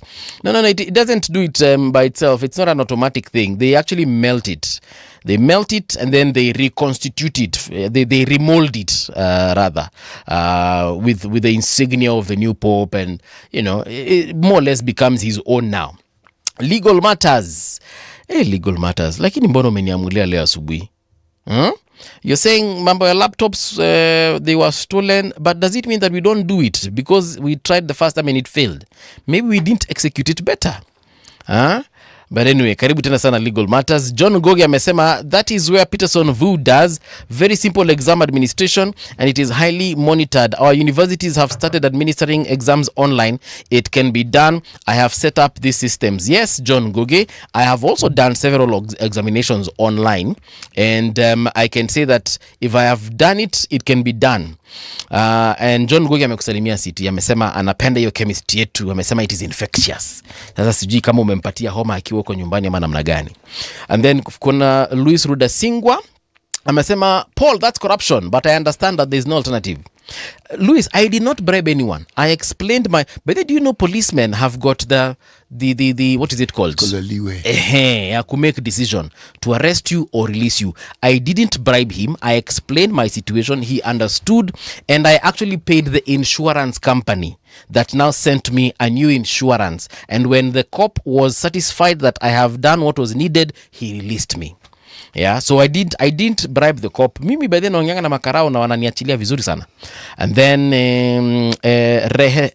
Rehem tu, siko sure ndasema hii aje, but amesema City we miss you kule Mombasa Road. Sasa si yako hapa Ngong Road. Kwani hamtaki kukuja Ngong Road? This is George Padmore Road, bro. George Padmore Road. Ni venye napitia Ngong Road nikikuja hapa. But ako George Padmore bana. Kubali yaishe. We are now in this hour, and our conversation switches, of course, to politics. We want to get into this conversation of political divorce versus political rebirth, the impact of UDA-DCP rivalry and other rivalries that we are seeing. Linda Mwananchi na wale wengine wote. With us is Dr. Mwita Ndongo. Dr. Mwita is a government and internal affairs professional. He is also a gubernatorial aspirant, Kiambu County. Daktari, good morning and welcome to Radio Generation. Good morning. Thank you for having me. Nice to have you here with us. Yes. Siti atakupatia methali. Alafu kutoka hapo tuingie kwa yale mambo sasa yamekuleta hapa. Over to you, City. Yes, our proverbs for the whole of this week come from the kingdom of Morocco. Nice. The hand you cannot bite, kiss. So that's an interesting one. I guess it's about knowing your limits and then knowing what to take on and what not to take on. So if you can't bite it, leave it alone. And if you can pander to it to get what you want. Kiss the ring. Yes. Spot on. Yes. Ndio sasa. You're a gubernatorial aspirant. Yes, I am. Kiambu County. Your governor, that is Governor Wamatangi, has been rated as one of the best performing. I think he's number 3. Number 1 ilisemekana ni Irungu Kangata. Number 2 nimesahau ni nani? Natembea. Thank you so much. Yes. Alafu sasa number 3, your governor. But you want to unseat him. Yes. They say that if something is not broken, don't fix it. Who said it's not broken? Why do you want to be governor of Kiambu County? You know, Kiambu is a very unique county. If you look at our GDP in Kiambu, it's about 860 billion Kenya shillings. 860 billion. Wow. If you look at Kenya Bureau of Statistics, they say that our GDP for the county is $6.36 billion. Now, if you juxtapose that with GDPs in Africa, there are 12 African countries that are poorer than Kiambu. Okay. So number 1 is Nairobi. If you look at the total GDP of in counties, number 1 is Nairobi, Nakuru, and then we have Kiambu. Okay. Now, if Kiambu's economy is that big, and here we're not talking about the budget allocation, we're just talking about the budget, the GDP of what the county produces. If Kiambu is that productive, then are we getting value for what it is that we are doing? And if you interrogate the happenings in Kiambu. For example, recurrent expenditure is very high. I'm a libertarian. Yes. And libertarians, we believe in small government, we believe in efficiency, we believe in freedom. So Kiambu has had its challenges. Why it may look like Wamatangi is really performing is that because since devolution 16 years ago, the bar was set too low for Kiambu. The kind of governors we have had before, from the Kabogo, Waititu, and then now Wamatangi. Yes. If you are judging Wamatangi based on the predecessors who are there, then he's performing. Okay. Even that I have to admit. Yes. But if you're looking at the potential of Kiambu, then he's seriously underperforming. Yes. Wow. I never thought I'd hear someone say this. Because someone else would be like, sasa Wamatangi yako number 3. But Mwesh, ground inasemaje? Ground bado is divided. Actually, if you look at the last, if you want to understand Kiambu politics, go back to the last election. Look at the results. 45% of the people in Kiambu did not vote. 45% of the registered voters. Of the registered voters did not vote. You can fact check. What? Governor Wamatangi got in with 348,000 votes, the lowest of his predecessors. Okay. So, I mean, there are many reasons why many people didn't vote. Of course, there's the split that was there between UDA and Azimio, with Uhuru Kenyatta supporting Azimio. Yes. So there are people who looked at the choices and felt, no, we're gonna sit this one out. Okay. Or So- like literally abstained from voting. Yes, literally abstained from voting. The turnout was actually one of the lowest in Mount Kenya. Okay. Many people don't know that, in spite of having one of the biggest voting blocks. So if you start off from there and you see that Wamatangi first of all got in with the least number of votes, I think Waititu got in with about 800,000 votes. Wow. His predecessor, I think 700 and something thousand votes. He only got in with 348,000 votes. Okay. Now, having said that, he's in power and he's been performing, but there have been many challenges. I mean, there are issues. There are different segments in Kiambu that have had challenges with him, whether it is the taxpayers, the builders, the construction industry, the big farms. We know all the issues that have been there in the media with regards to that. I want to segment. Kiambu has 12 constituencies, 60 wards. Okay. It will be foolhardy to deny that Wamatangi has his support. But my postulation is that he maintains that 340 minus because, he also rode in on a wave. Okay.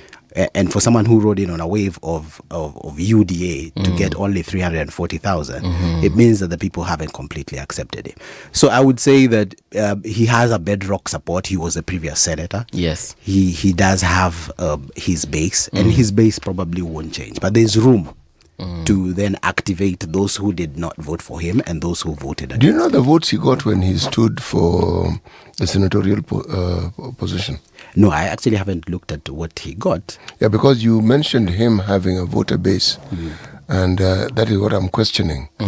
A wave is a false parameter to use if you're judging the base, because people who ordinarily would never vote for you, who don't even know you will vote, because they're voting for the party, not necessarily you. So, however, if you look at how it is that people vote in this country, how would you say they vote? What is it that propels people to vote? We've already established a wave. Okay, what else pushes people to vote? Wow. It actually depends. It depends on where the vote is happening. People vote for different reasons. Sometimes apart from the wave, you're the best option. People like winners. That's another thing. Even in spite of the wave, when you have good PR and you build this image that you're invincible, then you see people always want to be with the winner. Just think about it nationally. When people say that President Ruto has never lost an election, what does that do? It suppresses the vote, but at the same time, it makes people think, this guy can't be defeated. So if you can't beat him, Let's join him. Let's kiss the ring instead of biting the hand. So there are many factors, and if you look at the fact that he was a senator in Kiambu, he has name recognition compared to the other candidates. The number 2 candidate was Jungle Wainaina, who ran as an independent, got about 200 and something thousand votes, which is impressive. Which is impressive for an independent. So there are a number of reasons. I can't pin it on one thing, but you bring an interesting observation. It would be good to find out what his numbers were when he was senator, and I suspect they were lower. Let me ask the question differently. Yes. Do you think that people vote rationally or emotionally? That's the crux of the matter. Right now, in the older generation of Kenyans, there's a lot of emotional voting, especially in Mount Kenya. When you look at this whole, and I know we're going to get into that discussion, when you look at the issue of DCP and UDA, what they're doing is pandering to that emotion, and people are not thinking straight. You know, I ask some of my colleagues and my friends in Kiambu, what is the difference between DCP and UDA? It's the same characters. It's just they changed shirts. Yes, they did. They were yellow, now they are green. And you can see it in the behavior. When you see people like Agushia making statements, those statements are similar to the statements that UDA politicians make. You're actually right, Daktari, because it's just like in football. Mulikuwa mna score side. Yes. Sasa half time imefika, muna change sides. Yes. Yeah. So as long as we keep falling into the trap that they are creating, which is, there are comments on both sides. They thrive on people voting emotionally, not asking the deeper questions of, okay, fine, let's assume Mount Kenya has shifted and is not going to vote for Ruto. Now the question is, what next? What is DCP going to do? You as an individual, what are you going to do for us? How are you going to govern differently from how you were governing before when you were in UDA? That question cannot be answered. Why? Because it's pandering to emotions. And that's the problem. That's a key thing. And I kind of find that with an older generation, although the vast majority, but I think there's space. We're still early in progress in terms of getting to the election. That there's enough time for people to deconstruct that and start asking the hard questions. Kenyans are woke. I think the whole Gen Z revolution kind of changed that. And if you look when at you say woke, what do you mean? Woke in terms of they are more aware, they're more informed, more discerning. They are more discerning. Discerning? Yes. No, they're not. They are. No, they're not. Maybe the younger generation are. No. Put it that way. I can imagine now watu saizi uwezi the lack of wadanganya. discernment is across all generations. If our reference point is how we elect, discernment plays a very, very small role in it. Would you say that the people of Ol Kalou yes, are more discerning as opposed to probably previous elections, or compared to how other by-elections people voted? When the issue of Ol Kalou came up, my point of view was every discussion that I'm reading about misses the point. Okay. Because the question we should be asking is, what sort of people are these Ol Kalou people? And I would ask the larger question, these people in Nyandarua, what sort of people are they? Because it is the people and how they look at life. The people. Look at the leadership that they elect. The gentleman who had passed away was a 3-term MP. The one whose seat was being was in competition for. Now, why did they choose him? In 2020, there were 2 members of parliament, the gentleman from Ol Kalou and Kinangop, who are Jubilee. The others were UDA. Okay, I see what CT is saying. Yes. There are many factors that make people choose in a certain way. Yes. One is kwa ground wanasema kama ground imekukubali. Whether you're an independent, there's some people who can run in whatever party they want to and they will get elected. Yes. So that's one of the factors. I doubt that Wamatangi was getting elected because he's Wamatangi and people love him. And then also you have to look at the demographics in each place. You see, like, for example, if you look at Ol Kalou, fairly well-educated people, people of means. They are farmers. They earn a good income relative to other counties. That particular segment, it would be different from somewhere else. Maybe, like, for example, if we just picked, I don't want to pick a county, but if you just picked a different county, if you look at, for example, a comparison between Olkalau and Kiambu also, you also need to start looking at the changing demographics in Kiambu. You know, Kiambu now is more cosmopolitan than before. The Nairobi metropolitan area, for example, which has Kiambu now is gotten part. deep into Kiambu. Yes, it's deep into Kiambu. If you go to places like Roiro, you go to Juja, Kenyatta Road, Nauko. Yes, Kenyatta Road, Uko. People from all walks of life, from different communities live there. Young people who can't afford rent in Nairobi and work in Nairobi have moved to Kahawa and Dani and places like that. So the demographic of the people is not the traditional. The demographic even in Kiambu is different from the demographic that is there in Nyandarua. It would be good to observe and look at the voting patterns in Nyandarua and then look at it. One or two articles talked about, for example, where were the Gen Zs in Nyandarua. Maybe the Gen Zs in Nyandarua no longer live in Nyandarua. Young people don't like farming, for example, for whatever reason. People are looking for greener pastures in cities and towns. So the young people from Nyandarua could actually be the people who are in Kiambu now and registered in Kiambu now. But having said that, you're completely right that there are different reasons. Karao, I think that was his name, the MP for Jubilee. He was well liked. He was a son of the soil. People, he even went against the wave. Getting elected in Jubilee at that time it just shows how much people admired him and thought well of his leadership. You see, Nyandarua is unique in this sense. Nyandarua is populated by people who came from Kiambu, Murang'a, Nyeri. Okay? So it's like a diaspora from what you call traditional central Kenya. Now, you have to ask, why do people move from where they were to another place? Yeah. Okay? I ask this question because when you look at why it is people vote, there is a part of them that knows exactly what is good for them, but there's an immediacy of need that often drives them to vote the way they vote. And that's where the wave comes in. Because the wave defies all logic. Yes. It is the direction that people wish to go to. And everybody is going to, and you do not wish to be left behind. And usually you're not coerced. It's just the thinking that this is the right path to follow.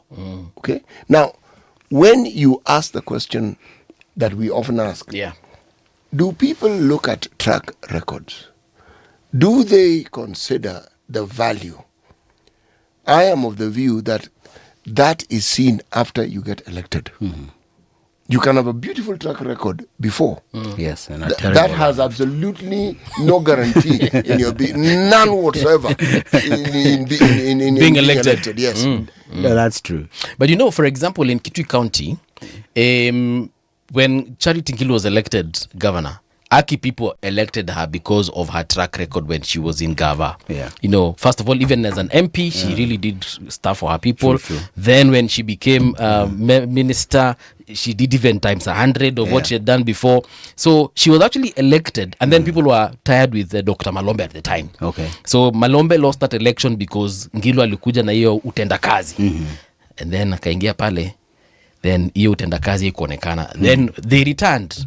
The devil they knew. Yeah. So you're very right. But it doesn't answer the question I asked before. What sort of people are people of Kitui? What were the circumstances that Charity Ngilu found for you to inspire people by doing things which are not just groundbreaking but earth-shattering, meaning these are things they've never seen before? It means very little had been done.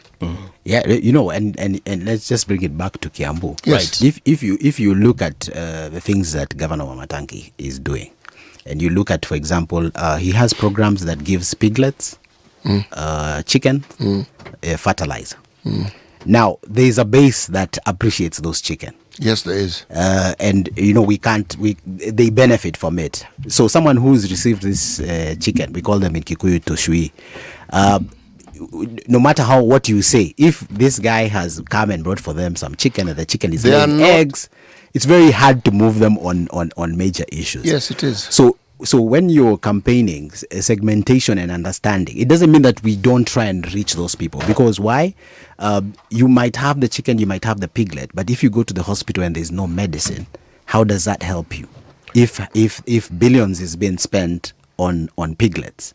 And then there's also the peri-urban part of Kiambu who don't appreciate chicken. I live in a flat. Why do I want a chicken? There's a younger population that is not into chicken rearing. There's nothing wrong with chicken rearing, but that's not it. There's the farmer who is already established in Githunguri, who has a couple of cows. For him, it's more about value chain and getting product to the market than being given a chicken and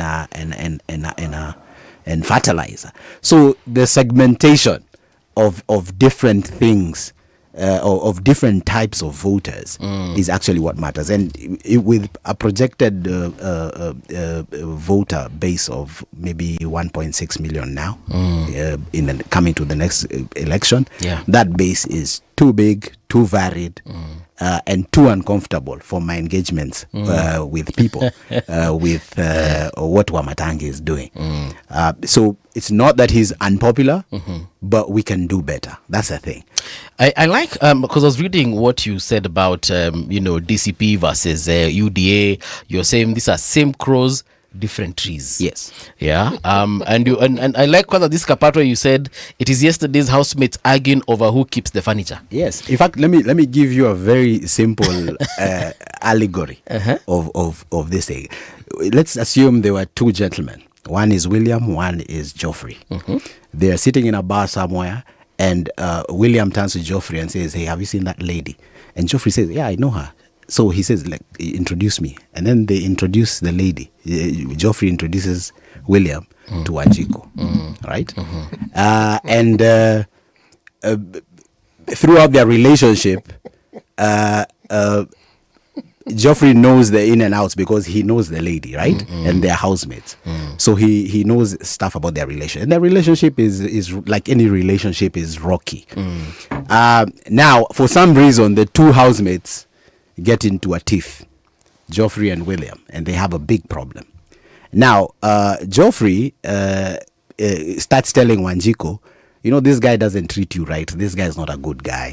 He's basically bad-mouthing William. Yes. William is trying his best to keep his girl. Yeah. But Geoffrey is very insistent. And the lady also is a bit convinced because she's actually not having a good relationship with William. So, now, the thing is that Geoffrey also wants Wanjiku, but he's not throwing, we used to call them darts. He's not throwing his darts and telling her what he can do for her. He's only saying that William is bad. He's bad, period. Then while he's doing that, in comes in Edwin. And Edwin comes in, Kijana Barubaru, and he's telling Wanjiku what he'll do, and he's, So now they are all mad at Edwin because Edwin now has a plan, and he's come into the mix. Okay. He's now the new thing in town. So it's the same thing. DCP wants us to vote emotionally based on Rigathi Gachagwa's impeachment. But they forget before Rigathi Gachagwa's impeachment, there was the finance bill, which they were part of, right? Which they voted for, majority of them. And therefore, they want us to ignore the issue of the finance bill, where Wanjiku already started getting annoyed, and they want us to concentrate on just the impeachment. Those are their own issues. For me, as far as I'm concerned, and many people, I can tell you, many people I've engaged with, it's just that, there's a lot of intimidation that is happening on the ground. If you do not belong to us, you're a Musaliti.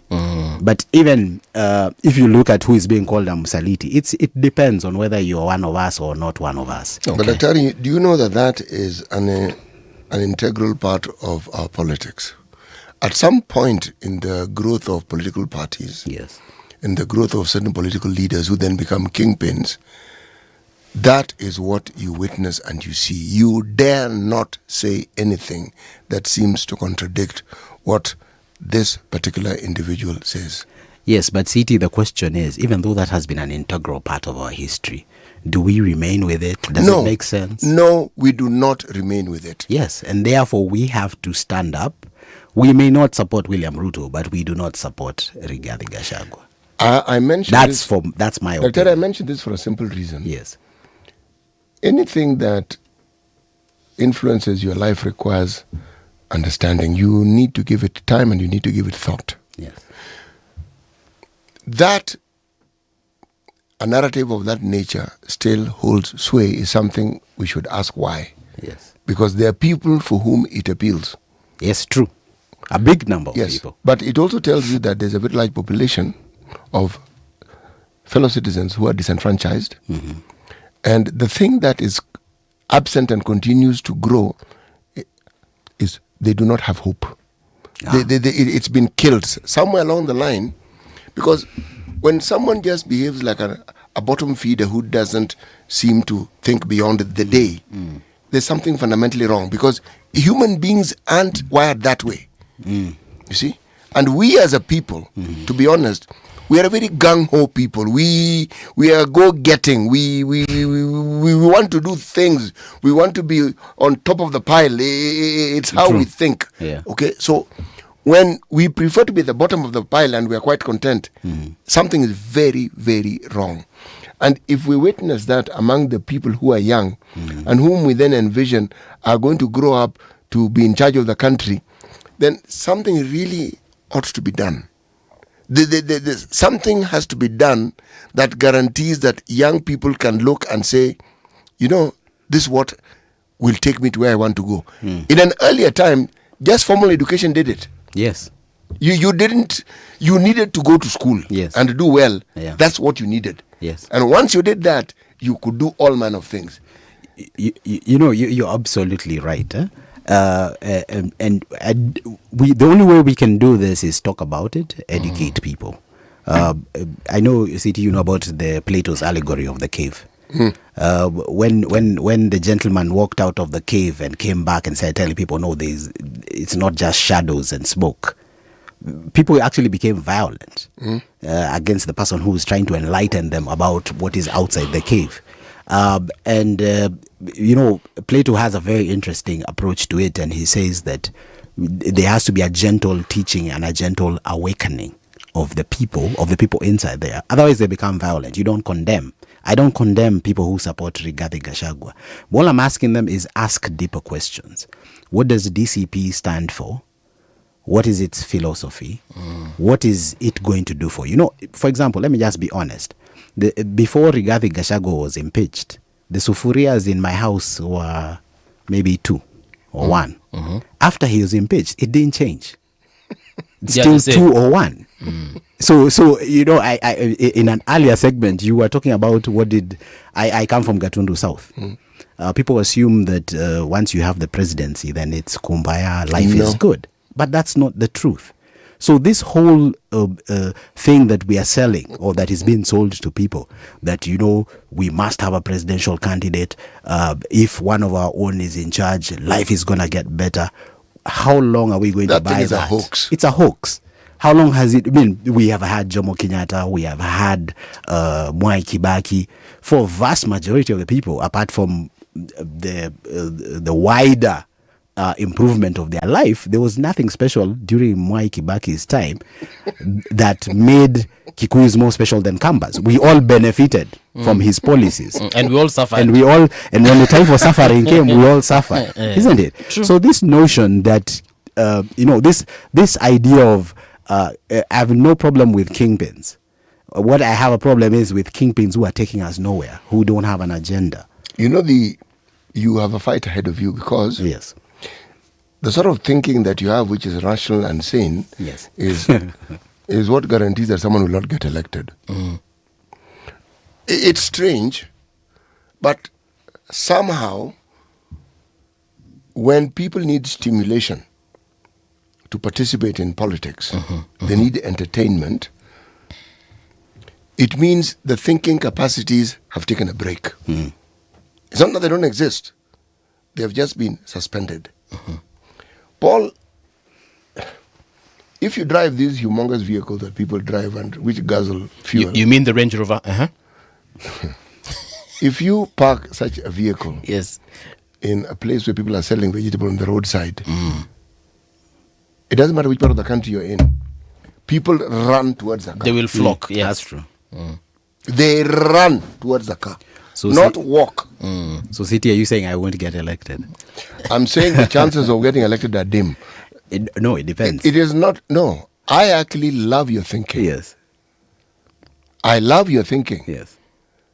But I am looking at the reality of our politics and I'm thinking, how do you convert that thinking into a consumable product that the Mwananchi can relate to? Okay. Now, that thinking has already been converted in Linda Mwananchi and Edwin Sifuna.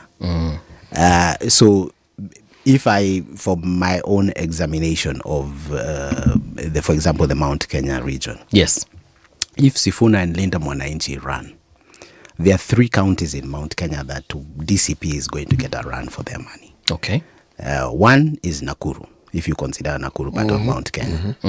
2 is Kiambu, because of some of the choices that DCP has made, including, for example, you have Rigathi Gachagua from Nyeri imposing John Mwaura from Murang'a to be the candidate for DCP in Kiambu, which doesn't sit well with a vast majority of people in Kiambu. Okay. That's another one. Then you have, with all these comments that have been made in the last few days, you have Meru County. And if you look at Meru County, Embu. And you have Embu. And then you have Tharaka Nithi. Yes. So if you look at the Sifuna wave, he can cherry pick those counties very easily. Why? Because there's some dissatisfaction. Believe it or not, City, there are people who actually think the way I think. When I engage in family gatherings, when I talk to people. How many of them have been elected? That's the point. They have not run. That's the thing. You see, the thing is, we for a long time, especially in Mount Kenya, professionals have stayed away from getting elected. We have left it to the Wamatangis, the Wamakekis. You hardly see Kikuyu lawyers since the time of Paul Mwite, for example. You hardly see Kikuyu professionals getting into the fray because we are busy making money and doing other things. For us, politics was not a thing. People don't want the scrutiny. People don't want the scrutiny. It's just a thing. People don't want the scrutiny. They were comfortable. They're just comfortable. But now, with the current state of the economy, professionals now are starting to think, you know what, maybe we need to take charge of our own destiny. So now, the people who are offering themselves up for election, if you look just broadly, even in the same DCP that I am maybe ranting about, you'll find their professionals, you'll find lawyers, you'll find engineers. If you look at the different political parties, you'll find the same. Let me ask you a question. Yes. People who talk politics in this country, yes, this is unfortunate, but they talk money. Yes. When they talk of gubernatorial race, they talk of billions. Yes. Very few people have billions. Yes. Even fewer can marshal billions. Yes. Okay? Yes. So, how do you get people to understand what you plan to do without spending the sort of money that people insist must be spent? I personally think that thing is the biggest con ever, but that's my thought process. Okay. Yes. The money thing is a con. Yes. But nonetheless. Okay. How do you get people to actually rally behind you without necessarily spending these 10s and 20? To be honest, the money has to be spent. I actually have a figure.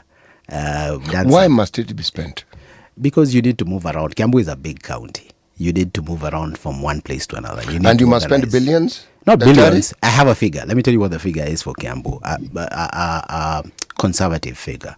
It's about 237 million Kenya shillings to run. That makes sense. Yes. Not billions. No. Because billions is, even half a billion makes sense. Yes. 10 billion? No. 20 billion? No, you see, you see when now you're talking about billions, that's bribery. Because actually, one of the biggest challenges we have in this country is campaign finance laws. We have the law, but we don't have the administrative regulations to enforce. And why don't we have those? Our members of parliament, they are busy. They are so we busy. have gaps in they are, legislation. yes, they are busy discussing whether to ban TikTok or not to ban TikTok instead of looking at the major things. And then most of them, do they really want campaign finance reform? Of course no, not. of course not. They don't want it. So even in this campaign, when you look at this campaign, the billions, they said Olkalau 10 billion was spent. Where did that 10 billion come from? How much money is going to be spent in this coming general election? So the issue of money will always be there. But the good thing, what Olkalau has shown us, is that no matter how much money you have, it doesn't guarantee that you will win. Yeah, people will eat the money. Actually, in my campaign, I tell people, people wonder, like, why aren't you spending so much? You should, when you call us, you must give us some money. And I say, mzangu si za wizi. I don't have that kind of money to just dish out and make people line up and you get 3,000 Kenya shillings. The person who is doing that probably didn't earn that money in a legit... Yeah, he didn't sweat for it. He didn't sweat for it. But that doesn't mean that if you are not pumping that serious kind of money, that you can't get elected. But theft requires sweat. No. In Kenya, where it has reached, there is no sweat. They sweat. You just require the right kind of connection. You just know this procurement officer, you know that one who's signing, and you know the accountant. And my friend, what you you've have the just money. described is a process that requires some thought process. But I didn't mean physical, actual sweat where you're perspiring. Of course, you see, sweetie, if you actually consider how people make money out here, people wake up early in the morning, they literally have meetings, stressful ones, whereby you even get cancellation. So by the time you're making your first, even say 10,000 shillings for the day, my friend, you've really sweat for it. But someone who's doing a corruption deal, anatafutanga tu maligapi, iko najua, who do I need to talk to? Whether he wakes up at 3 a.m. or 3 p.m., as long as he knows the right person, he's getting that money. What we're talking about here is breaking a cycle that has been entrenched in our politics. Yeah. It's entrenched in our conversations. It's entrenched in the way we actually practice our politics. Yet, when you have a population bulge, a youth bulge like the one we have, there has to be a conversation that explains to them the dismal future that awaits them if what they subscribe to is receiving handouts, because it is bleak. Yeah. Those of us who are older, we are going to be on our way out. But those who remain, if their thinking is what we see, 2024, what I saw with the Gen Z gave me a lot of hope. Yeah. But CT also, let's be careful not to say what we see is actually a representation of everybody. We know a vast majority of these campaign convoys that we see are staged. That's not actually Wanjiko and Mora actually on the ground. And if you want to know it's staged, just look at the party colors. Whenever you see a candidate and you see a huge crowd all wearing party colors, you know that's not organic. That's mobilization. That's been paid to be there and sing songs for the great leader. But when you see a crowd that doesn't have party colors, then you know that's organic. That's true love. And that's what we're saying. For example, when Edwin Sifuna goes around, you don't see Linda Mwananchi colors all over the place. You see ordinary people in cars waving, you see. But if you look carefully at some of these waves that are created, or these non-organic crowds, some of them even are so shameless. You'll see a big line of school buses. Wherever there is a function, there is always big lines of school buses. That tells you that it's not organic. True. And therefore is not a true representation. Doctor, explain to me something. Yes. How do you convert those huge crowds we see in Linda Mwananchi into votes? Registration. Education. Civic education. That's what needs to be done. The ground is actually ripe. People are, jua hii election yenye inakuja itakuwa ni ya ghadhabu. It will be almost like the 2002 election. It will either the president will come back and squeak in, or he'll be defeated with a serious majority. It's not going to be one of those either or. I mean, one of those, it was close. No. If the young people register to vote, which they are, if there's no shenanigans, I think the country is ripe for change. And by the way, change does not necessarily mean, I also appreciate the fact that, for example, there are areas where UDA is very popular in the Rift Valley.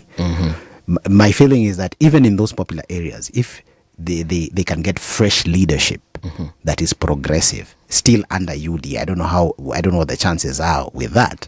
But if they can get progressive leadership in Kericho, in Bomet, young people, or people who, not only young people, but people who are progressive and think of the greater good of the country, that's still beneficial for the country. Dr. Thinking of the greater good and getting people to understand what it means to them, that usually is where... It's an uphill task. Yes, it is, because you can clearly understand what needs to be done, but people have to understand it and they have to believe it. Yes. You see, it isn't UDA that is popular in President Ruto's backyard. It is him. Yes. Our politics has very little to do with parties. Very, very little. Linda Mwananchi now, we're talking of Sifuna, not Linda Mwananchi. Sifuna is the bigger discussion more than the Linda Mwananchi. Okay? Yes. ODM was spoken of with reference to Raila. Yes. We speak of Wiper with reference to Kalonzo. You see, for a transitional in democracy, we are still growing. I mean, there are deeper arguments that can be had. For example, if you look at most of our, maybe this is a discussion for another time. If you look at most of our political parties, they ascribe to social democracy, right? What does social democracy mean? Social democracy means big government projects offering social programs. Transformation. Yes. Yes. Now, for an economy like ours, can we handle that kind of investment? That's why I'm a libertarian, for example, is that we need lean government, we need smaller government, we need government to create a conducive environment for Wanjiku to work for themselves. But if you look at all these different political parties, and I've looked at it, one of the challenges I've had is, where do I fit in terms of political ideology? And it's very difficult to fit in, because if you go to Jubilee, they are social democrats. They have big spending on big projects. If you go to DCP, I don't know what they are, but they probably are also social democrats. If you go to ODM, it's the same. But then the deeper question we need to ask ourselves eventually is, social democracy workable in Kenya? But we are not yet there, like you have rightfully said. Our political parties, I once engaged with people from the Office of Registrar of Political Parties, and they wanted a session in understanding political ideology. I teach also. And, I was trying to explain to them the different from the left to the right. To the center. Yes, to the center. To the green. Yes. The different, the political scale, the horseshoe, the linear scale.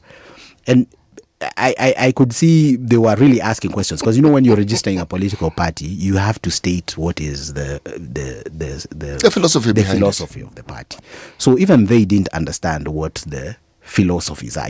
People come and say we are social. The only true social democrat that I know was ODM. And you also have to understand where this social democracy comes from. It comes from Raila's experience in Europe, where there are many social democrat countries. The only difference is that you can't cut and paste a social democracy from Europe to Kenya. Why? Because the economies are different. I mean, even now, if you look at the sovereign fund, we have cut and pasted a sovereign fund from Norway. But how much money does Norway generate? First of all, what's the population of Norway? Yes. It runs a hapo. You see, 5 million. Yes. So it's less than the population of Nairobi. Yeah. So this cut and paste idea of ideologies, of ideas from abroad, really, we there's a lot at a city that we need to do as a developing country. Now, that conversation, my wife always tells me, you need to dumb it down a bit. Mwananchi, they don't want to hear about philosophy and all of this. I think we should start. Yeah. Are we allowed to differ with your wife on this one? Yes. Yes. She's listening, by the way. Elizabeth City has disagreed. No, you see, so are we saying, Daktari, that Linda Mwananchi you said what, libertarians? No, they are. He is. I am. But when I Because look you at, subscribe to Linda yes, Mwananchi, when I look at now, I'm not an ideologue. I'm a realist. I know that you have to fit in somewhere, right? So when I look at the political landscape and look at where I fit in, that is the most ideal. From what they talk about, recently Karoli Omondi ascribed and said what Linda Mwananchi is all about. And there were aspects of the free market that he was talking about. The understanding that we need to create a conducive environment for business. We need there are some aspects, tax reform. Jimmy Wanjigi also has a good... The Safina party yes. are the ones who subscribe to that very thing that you're saying. Yes, but we have had my challenges also with issues around Safina party and the practicability. I don't want to get into that. But, the issue of ODS debt is a real issue. But how are we going to approach it? The issue of policing also. Yes. They have really articulated that. And it has touched me. Yes. There are actually some political fresh ideas that are coming. And I guess that's why, CT, you want to disagree with my wife and say we should have that discussion. That conversation, by the way, it needs to be prime in every single political I have to qualify the disagreement. They're toning it down. She's spot on. Yes. For somebody who's a politician, yes, there are ways in which you repackage. The toning down is the repackaging so that it is understood. Look, an absolute academic discussion is futile if you're actually... Yes. True. Yeah, that's true. Okay? Yes. If what you're doing is you want to politic, it's futile. Yes. It's just pure entertainment of formed in an intellectual discussion. Yes. So the disagreement is this. If indeed you wish to raise the bar, yes, then raise it. Which is what we're doing. Yes, raise it. Yes. Let people be introduced to it. Okay? Then let them respond. But let us not deny them the opportunity to interact with it. Yes. Okay? Yeah. Let them interact with it. Having said that, yes. I do have a manifesto. I do have a manifesto. Yes. I have a website, kiambu2027.com. In that website, you will find a couple of things, including a manifesto. I'm actually one of the first gubernatorial candidates to have a manifesto. And people said, if you release your manifesto so early, won't people steal your ideas? No. And I ascribe to, when a city is on a hill, it cannot be hidden. Exactly. If they steal the ideas, implement, I have no problem. The people of Kiambu have benefited. Benefited.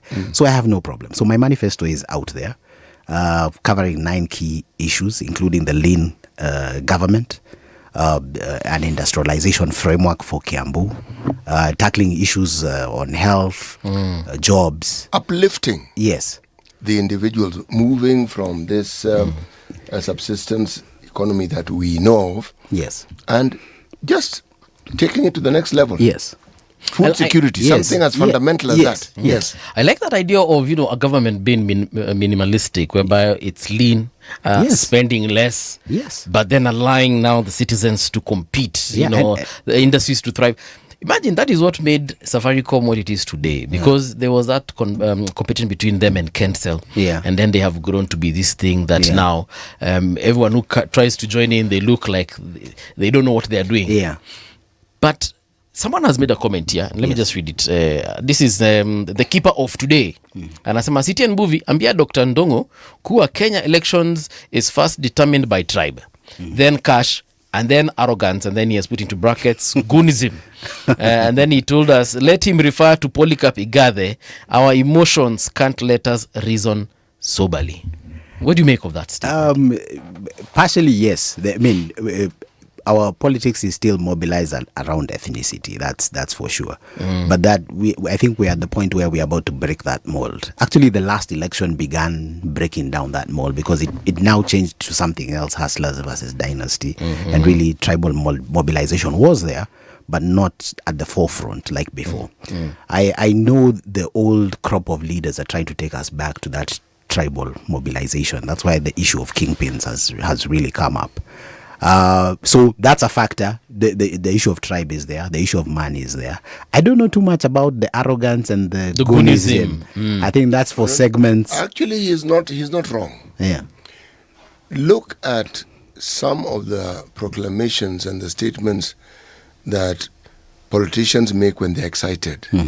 They damn themselves in the process sometimes. Yeah, true. But when there's a crowd cheering, you will lose your mind if you're not careful. Yeah. And you will say things you shouldn't say. Yeah, and usually that goes to the core of who you are. Yes. You know, when you speak during unguarded times, what comes out is what is in your heart, isn't it? So if you're a tribalist deep down inside, in those unguarded moments, you will say those tribal things.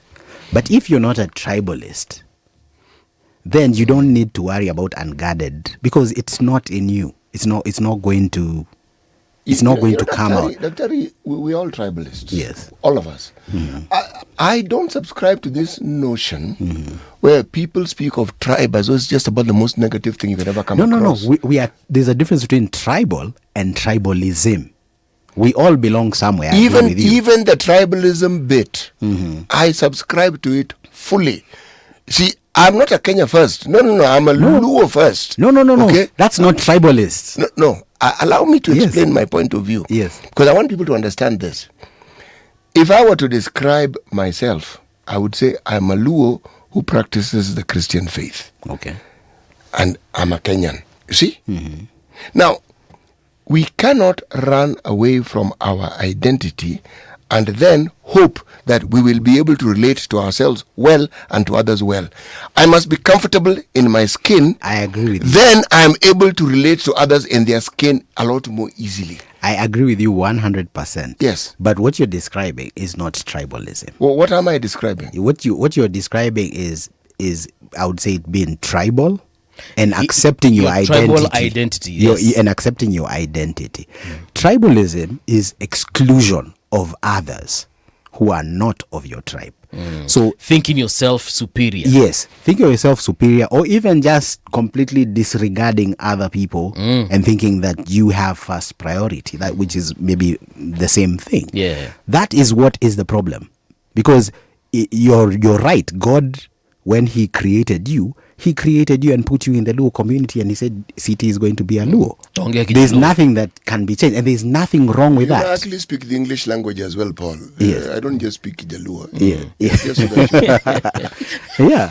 So utaongea Kijaluo na Kizungu. so there is, and I think that realization is that when Gen Zs were saying that they are tribeless, what they were saying is that they were not actually denying their tribal identity, but they were saying all of us equal. Yes, but they were saying that even though that is my identity, that identity doesn't supersede everything else. Daktari, what's your time like next week? What do you have in mind? We want to invite you again because I want us to talk about two things. One, yes, I want political party formation. Yes. Okay. What these various things that people like calling themselves, what they mean. Yes. Okay. 1, 2. Then I want us to talk about tribalism. Okay. The concept, the application of it, yes, and what it genuinely actually represents. Okay. That's fine. I'm open to good. To that. I actually like your approach on governance issues. Yeah. Hiyo mambo umesema hapo, kuna zingine nashangaa kwani watu hawasikusikii manzi waanze ku implement hizo vitu. And by what I mean the national government. Yes. Yeah, because I think there are some things I actually don't understand why we take forever to just land on them. But anyway, Daktari, shukran sana. Unfortunately, that's the time we have today as far as this conversation is concerned. But tumesikia City amesema next week kurudi, kumaanisha kuna mtu amechujwa kwa list ya kukuja ndio daktari aweze kurudi hapa tena. So shukran sana. Haya, sasa asante sana. Na ukuje utupatie manifesto. Nimeona hapo watu wakiuliza manifesto yako. No, iko kwa website. Yes. Hiyo wenye physical. Lazima ukuje uexplainie. Yes, I'll bring isi kutoa hapa pia ni website. Haya, sawa. Hiyo ya website ni ya website. Nitawaletea. I will come and do that. And pass your our regards rather to your family. Yes, and we wish you guys all the best. Haya, sawa, asante. Here's the news with Winnie Maganga.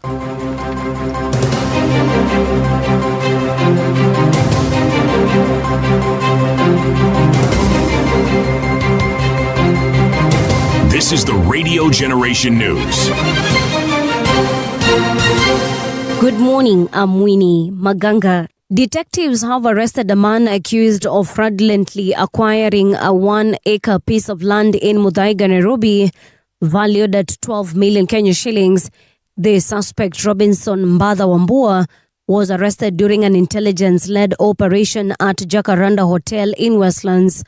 The Directorate of Criminal Investigation says the arrest followed investigations into alleged land fraud involving the property along Moa Park Road. After complaint was filed at DCI Starehe, the case was later taken over by the DCI Land Fraud Investigations Unit. Kiambu gubernatorial aspirant Mwita Ndung'u says the county is not fully benefiting from its economic potential despite being one of Kenya's biggest contributors to the economy.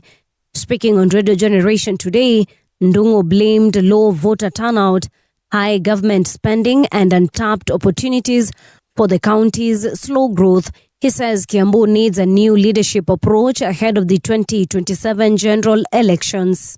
Ground bado is divided. Actually, if you look at the last, if you want to understand Kiambu politics, go back to the last election. Look at the results. 45% of the people in Kiambu did not vote. 45% of the registered voters. Of the registered voters did not vote. You can fact check. What? Governor Wamatangi got in with 348,000 votes, the lowest of his predecessors. Okay.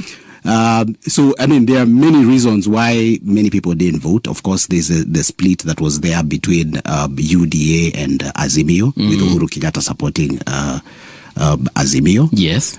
So there are people who looked at the choices and felt, no, we're gonna sit this one out. Okay. Or like literally abstained from voting. Yes, literally abstained from voting. The turnout was actually one of the lowest in Mount Kenya. Okay. Many people don't know that, in spite of having one of the biggest voting blocks. So if you start off from there and you see that Wamatangi first of all got in with the least number of votes, I think Waititu got in with about 800,000 votes. A sickle cell clinic has opened at Kianda Level 4 Hospital in Kibra, Nairobi, to improve access to care for patients. The facility was established through a partnership between the Ministry of Health, Nairobi County Government, and the Children's Sickle Cell Foundation. The clinic will offer screening, diagnosis, treatment, and regular monitoring for people living with sickle cell disease. And we are essentially bringing services for a sickle cell warrior closer to where they live. With this sickle cell clinic, they'll be able to be screened. Kenya currently is screening infants so that we're able to catch the ones who have the sickle cell and also the trait early enough. If they happen to be screened positive, they'll further be able to diagnose. So we want to make sure that people living around the Kibra region can be able to access care, but also those who are living within the environs can also access this care. I'm happy to say that the county government is ready to absorb most of these costs using SHA. 2 people have been killed and at least 24 others injured after Russia launched missile and drone attacks on Ukraine's capital Kyiv and surrounding areas. Authorities say the attacks began after midnight on Wednesday, with a wave of ballistic missiles hitting Kyiv and nearby regions. Kyiv officials reported that a woman was killed, while another person died in Bucha, west of the capital. Rescue teams are responding to the damage caused by the strikes. And that's the truth on Radio Generation. Good morning, I'm Winnie Maganga. The views and opinions expressed on this program are those of the guests and do not necessarily reflect the views of Radio Generation. Radio Generation assumes no responsibility or liability for the interviewee's views. This is Radio Generation. In the beginning, there was morning radio. But now there is Radio Generation's The People's Breakfast, curious and bold, getting facts from the shadows. That's what it is. Now, as the city wakes and secrets stir, a bright new voice shines. The People's Breakfast, your morning, your voice, your journey. Good morning. Good morning, my neighbor. Welcome to the home of hard truths and bold insights, Radio Generation. Welcome back. The time right now is 8 minutes past 8 o'clock. How are you doing? My name is Mungala Mbuvi na ni wakati wa kuingia katika conversation yetu ya this hour. But before we do that, allow me to recognize a few of you. There is Mohammed Murunga. How are you doing, my brother? There is Luis Rudasingwa. Amesema ati, I meant your hospital intervention for your friend. Oh yeah. No. That one is not bribery. There are some people who use money. Me, I just use my face and my charm. Ama sitio ni bribery. No. What you use is the gifts that you have. And one of them is the gift of gab. Ndio hiyo sasa. Na wewe, hiyo ndio unatumia. Si ndio? Na smile na nas, nice ananisaidia. Na smile na daktari anasaidia. Na smile na askari anasaidia. You say something that lightens the occasion and the mood. Yes. Namwambia ati asmali. Askari. Yes. I like your smile. Yani, who's your dentist? Ama hii uniform mnaruhusiwa kuchagua colors. Because ni mzuri. Venye umeiosha bro.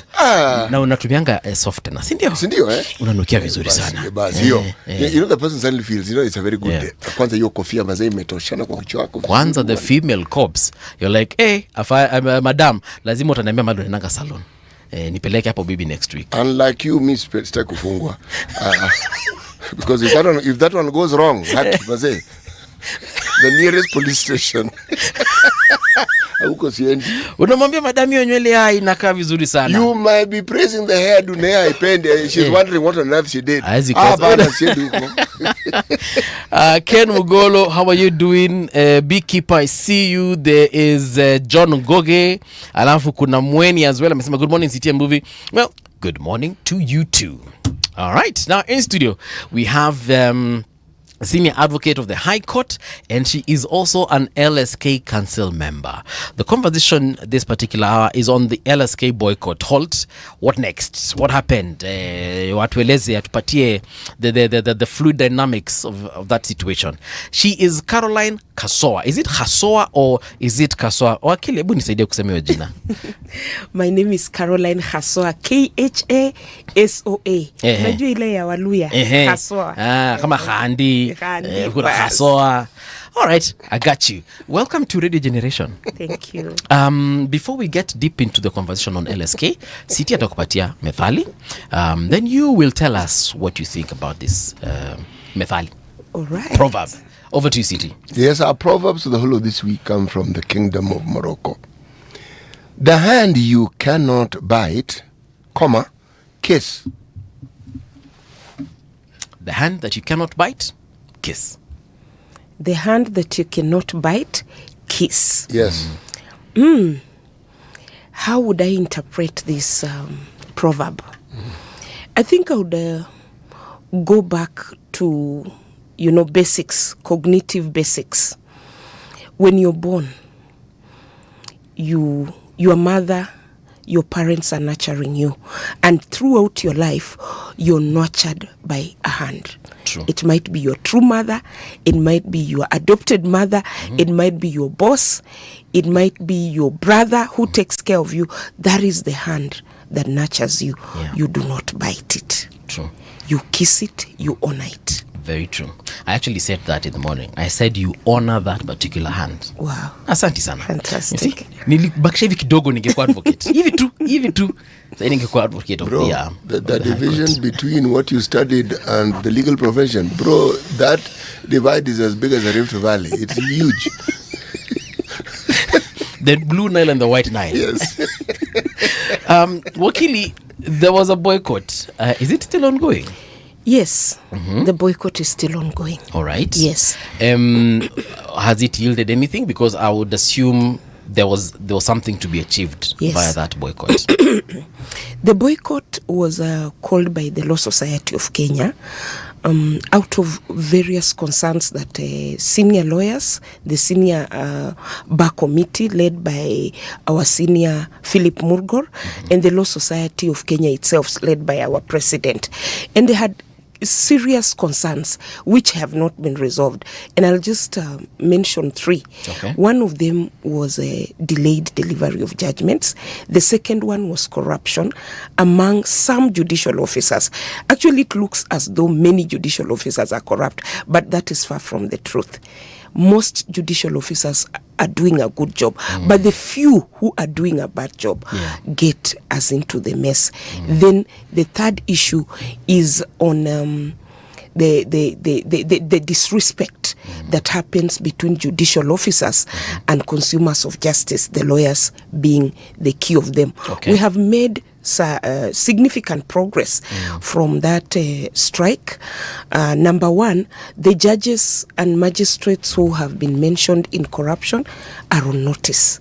You now sit on notice. The way you're seated here, you can imagine you're sitting in this studio, but you are on notice that if you do not do your constitutional call, the Law Society is not going to accept. The second thing is that the Law Society has then gone into a meeting with the Judicial Service Commission, led by the President of the Supreme Court, who is our Chief Justice. And there are key issues which have been agreed. So in my view, there's progress. We are not there yet. Yes. And the judges that, were on that list, they were what, 40? There were actually 6 plus now the Supreme Court judges. Okay. Yes. Have they responded in any way? Have they, given statements? Anything? Have they reached out to LSK to just, have a conversation? One of the issues that LSK went to court is because the Judicial Service Commission is not processing complaints. And why are they not processing complaints? Because there are court orders stopping the Judicial Service Commission from processing complaints until they have come up with rules to guide processing of complaints. So their statement is still at the same place. We have court orders. So they have not engaged LSK directly in an official manner that we members have been told. I'm actually a former council member in Nairobi branch. I'm not in the main council, but I served in the main council under Eric Mutua. So you're a member emeritus? I'm a member emeritus. Okay. Thank you. So I'm not privy to the private details that the council discusses with the official communication, but what they have put out in the public for us, there is no indication that the judges or magistrates have reached them directly, but through the Chief Justice and the Judicial Service Commission. Yes, they are asking that let us talk, let us discuss. Has this ever happened before? Number one, in this country, has it happened in other jurisdictions that perhaps have a similar judicial systems to ours? And has it yielded results in the past?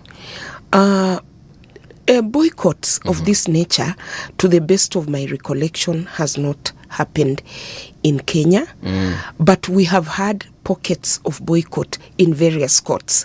Personally, when I was a younger lawyer in Kakamega, Bungoma, we actually had a boycott of Bungoma Court in 2010 because of corruption under the MP between 2010 2011, under the current MP Mr. Makali, who was then our LSK president Bungoma. And we actually closed the court, and the members of the public supported us. They were putting padlocks with us because there was extreme corruption. And the then Chief Justice actually made changes and brought a very I can say a broom in the name of Justice Abida Ali Aroni, and she turned around Bungoma Court. So this is not the first time. Lawyers have protested in various courts. Nakuru Court has protested, Nairobi Court, Madaraka, Chuka. You've seen the success in Chuka Court, in Nakuru Court, before and even now. Pockets of boycott are always there. So if I had a case before one of these judges that is now being boycotted, what happens to my case? Is it assigned to a new judge, or we wait until the boycott ends? Because I'd like to understand. Kenyans have cases. We already know there's a huge backlog of cases. So what happens to cases that are before these judges? I thank you for that question. That is the same question the Law Society is asking itself. How does a Kenyan feel to go before a judge who has been cited for corruption and has gone to court to ask the court to stop investigations? The question is, do these judges not trust the GSC? Do they not trust that a committee headed by their own Chief Justice will not do justice to them? You need to ask yourself, why are they stopping investigations? Because if you're not guilty, where will the evidence come from? Do you not trust the process? So if you have a matter before a court and one of the judges has been cited for corruption, as a Kenyan, you don't feel comfortable. Definitely you don't feel comfortable, and the law society is with you. But there are no current directions from the JSC to stop proceedings, and that is one of the issues we are saying. If other Kenyans step aside when they are under investigations, why would we not have practice directions for the judge, even if they are not stepping aside because they are constitutional office holders, but to have a hiatus of active cases, they can go and do other things, lighter duties, as Honorable Waiguru told us sometime. They can go to the Judicial Academy, they can go and be researchers for other judges as they wait to be cleared. Yes. And they will still receive their full salaries. Yes. When they are on those particular light duties. Yes. Those light duties also permit and help the administration of justice. You can imagine they can do good research. So thank you. But so what we are saying is that as long as my lawyer, let's say I've hired you to be my lawyer and you are boycotting Judge City here. Yes. Okay, yangu itangoja until further notice. Yes, itangoja. Although you have a right to change your lawyer, if you think that my advice of telling you let us boycott is not right, because the stock in trade of a lawyer is the legal advisory they give you. They do a case analysis, they analyze all the factors, and then they tell you this is the legal strategy we need to take. Yes. And if your lawyer has heeded, and all of us need to heed what our counsel is saying, what our president is saying, because we are protected to be professionals under the Constitution. Yes. You as a client is like your doctor telling you, let us not operate today, your pressure is high. And then you say, no, let me go to another doctor to have my operation. All your arteries will pour out all the blood. Why would you want to go through a trial for you to lose a case unfairly? Wow. When you mentioned something about delayed outcomes, judgments. Yes. Let me ask, what brings this about? Okay. Number one, city, I'll say, I'll not lie, there's workload. But number two, mismanagement of what we call a court diary. Explain that for us, please. Court diary mismanagement happens in this way. You are assigned matters. You need, under the Civil Procedure Act, you need to manage your court, whether you are a tribunal, a magistrate, or a judge. Remember, the judiciary has two ways of dealing with cases. You have the judicial accountability, which is now the case determination itself, the collection of evidence. Then you have the judicial administration. So if today's city is the judge, the first thing before you start hearing a case, you must manage that administrative part of it. So when you're given 10 cases, you need to look at your week, you need to look at your day, and you have to manage by looking at what are the guidelines. One of the guidelines, if today I was a judge, this is what I would do, and this is what I think causes delays. You do not peruse the file, so that you know, this one I need 1 hour, this one I need 30 minutes, this one I don't need to spend time on it. You arrange your cases according to your day, and then you need to have a case conference with the lawyers and with the clients who do not have representation. You have a case management conference and you say, Mr. City, on this matter, can we agree we'll spend 1 hour? On this one, can we agree? If it is Wakili Catherine, we'll spend 2 hours or 30 minutes. Once you have a general agreement, you move with it. So what happens is that you do find that most officers do not start with case management. They start with being overwhelmed. So to me, it is pure lack of management. Just like a mother, today I knew I'm coming here. Yes. I had to make arrangements for my children to go to school yesterday. Yeah, otherwise I wouldn't be here. Hey, so do I have the option as now what am I called? A litigant? Who am I? You are a litigant. Oh, yes. No, previously you were a judge. Now you I'll keep changing rules, Yes. accordingly. Yes. So if am I allowed as a litigant to request a different judge? Because now tukiambua Judge CT tunamboycott. Yes. And I'm like, apana, me, I need to conclude my case by this time. Yes. Because I have other engagements, but I have my life to live. Yes. Am I allowed to change judges? Yes. Okay. You are allowed to ask that your matter be relocated to another judge. Remember, justice is a product you have given judges. It is a product. If you allow me, I will just read for Kenyans directly judicial authority. We have allowed. Thank you. Chapter 10, the judiciary of the Constitution. Part 1 says judicial authority.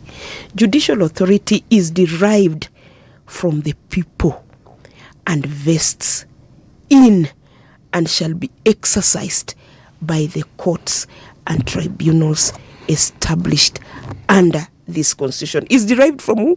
The people. You.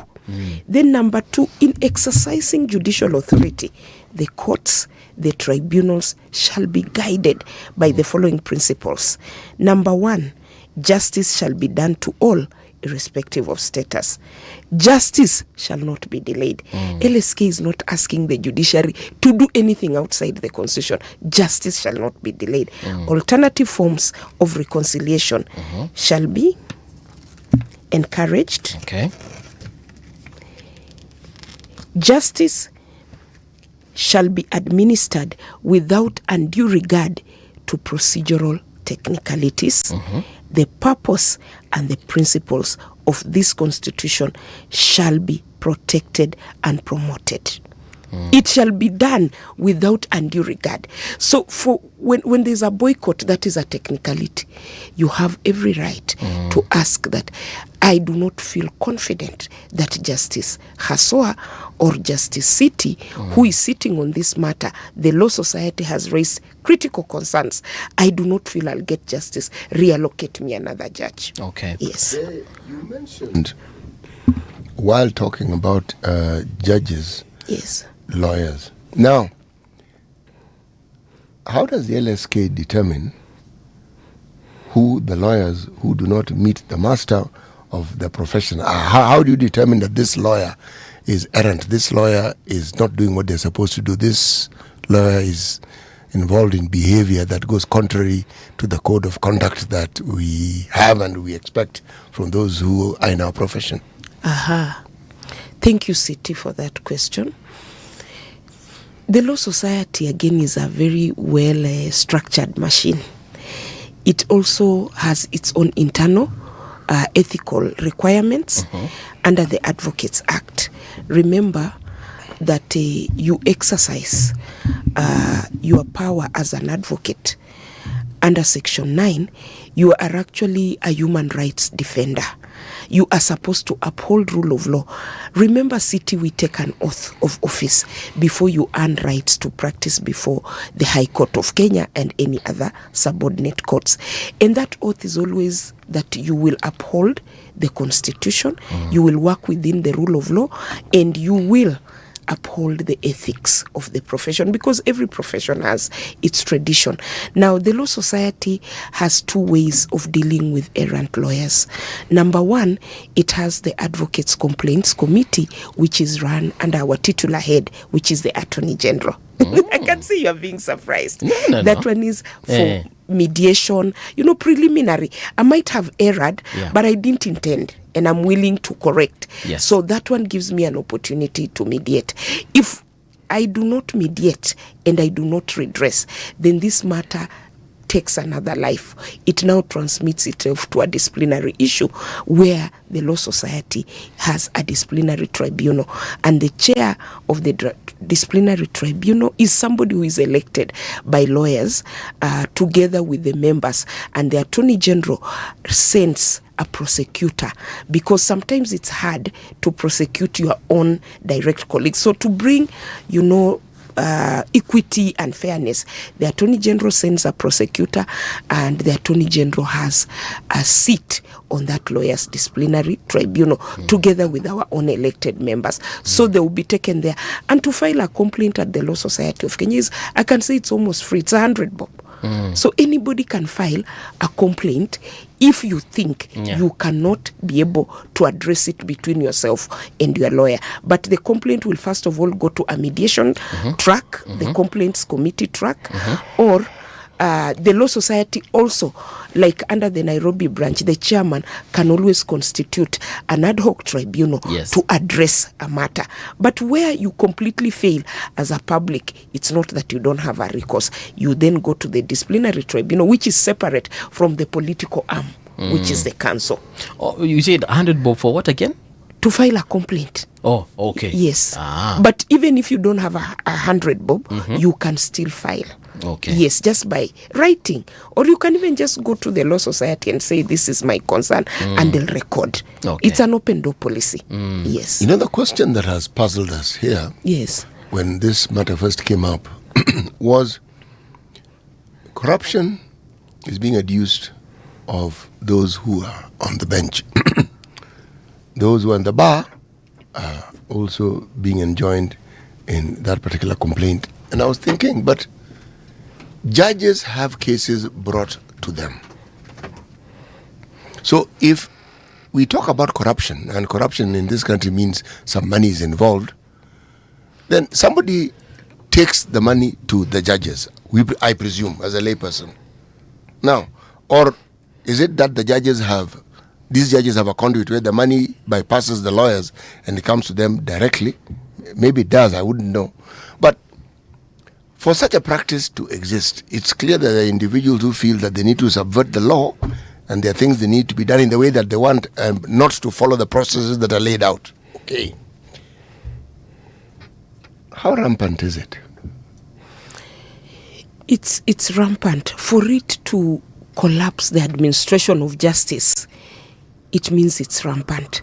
But the difference is that it is not practiced by everyone. The Law Society has almost 30,000 lawyers. You may find that it's a few of us who may be engaged in such a vice. But remember, there is no formal complaint from the Judicial Service Commission or from any judge or any magistrate accusing any lawyer of bribing them. So my conclusion would be, the judges and magistrates have a conduit. They go behind us. They take our clients. They tell our clients, why hire a lawyer when you can actually bribe a judge or a magistrate? That is the vice and the rot. RG, we would like you to help us as the Law Society fight. So, you see, today it is clear, is it not, Paul? It is very clear. Yes, because we kept asking this question. I would assume, as a layperson, that since it is the lawyers who take these cases to court, that they must be part and parcel of this particular problem that we are seeing here. Remember, in an earlier time in the Kibaki era, we had the radical surgery of the judiciary.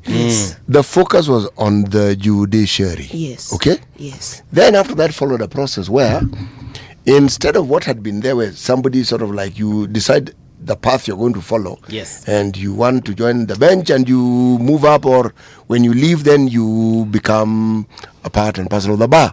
But in recent times, we've seen something interesting. Like Wakili here, somebody can decide, no, we need more judges. And Wakili is approached, has to apply, and she becomes a judge.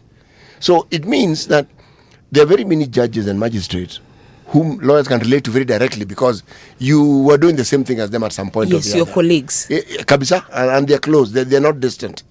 But this, therefore, provides an opportunity, one would argue, where, as colleagues who have known each other, to discuss things and come to an understanding. And in so doing, you actually end up subverting the law. That was my thinking. But let me ask the question. Apart from just subverting the law, but the Judicial Service Commission have also come under scrutiny as a result of this. Yes. But why would the Judicial Service Commission come under scrutiny when, if I look at its composition, it is predominantly populated by people who belong in the legal profession. Yes. Judges and lawyers, Yes. and a few representatives of the public. Yes, and then we are even told, just to mollify us, that there is a public representation who is elected, bless you, by the president. And I'm thinking, really, okay? So why would a body that has the majority of its members belonging to this particular group of professionals have an issue among themselves? Why? Yes. Thank you again for that question. Allow me to say something small about my background. I'm a lawyer, but I'm also a management expert. And I'll put it like this. What is written, what is done and not monitored and accounted for, audited, will not deliver. You become into a meeting tunnel. So according to me, what is happening at the Judicial Service Commission is this. And remember, I may not have, you may give me an opportunity to say something about myself. I'm a candidate to join the Judicial Service Commission. And I've seen gaps.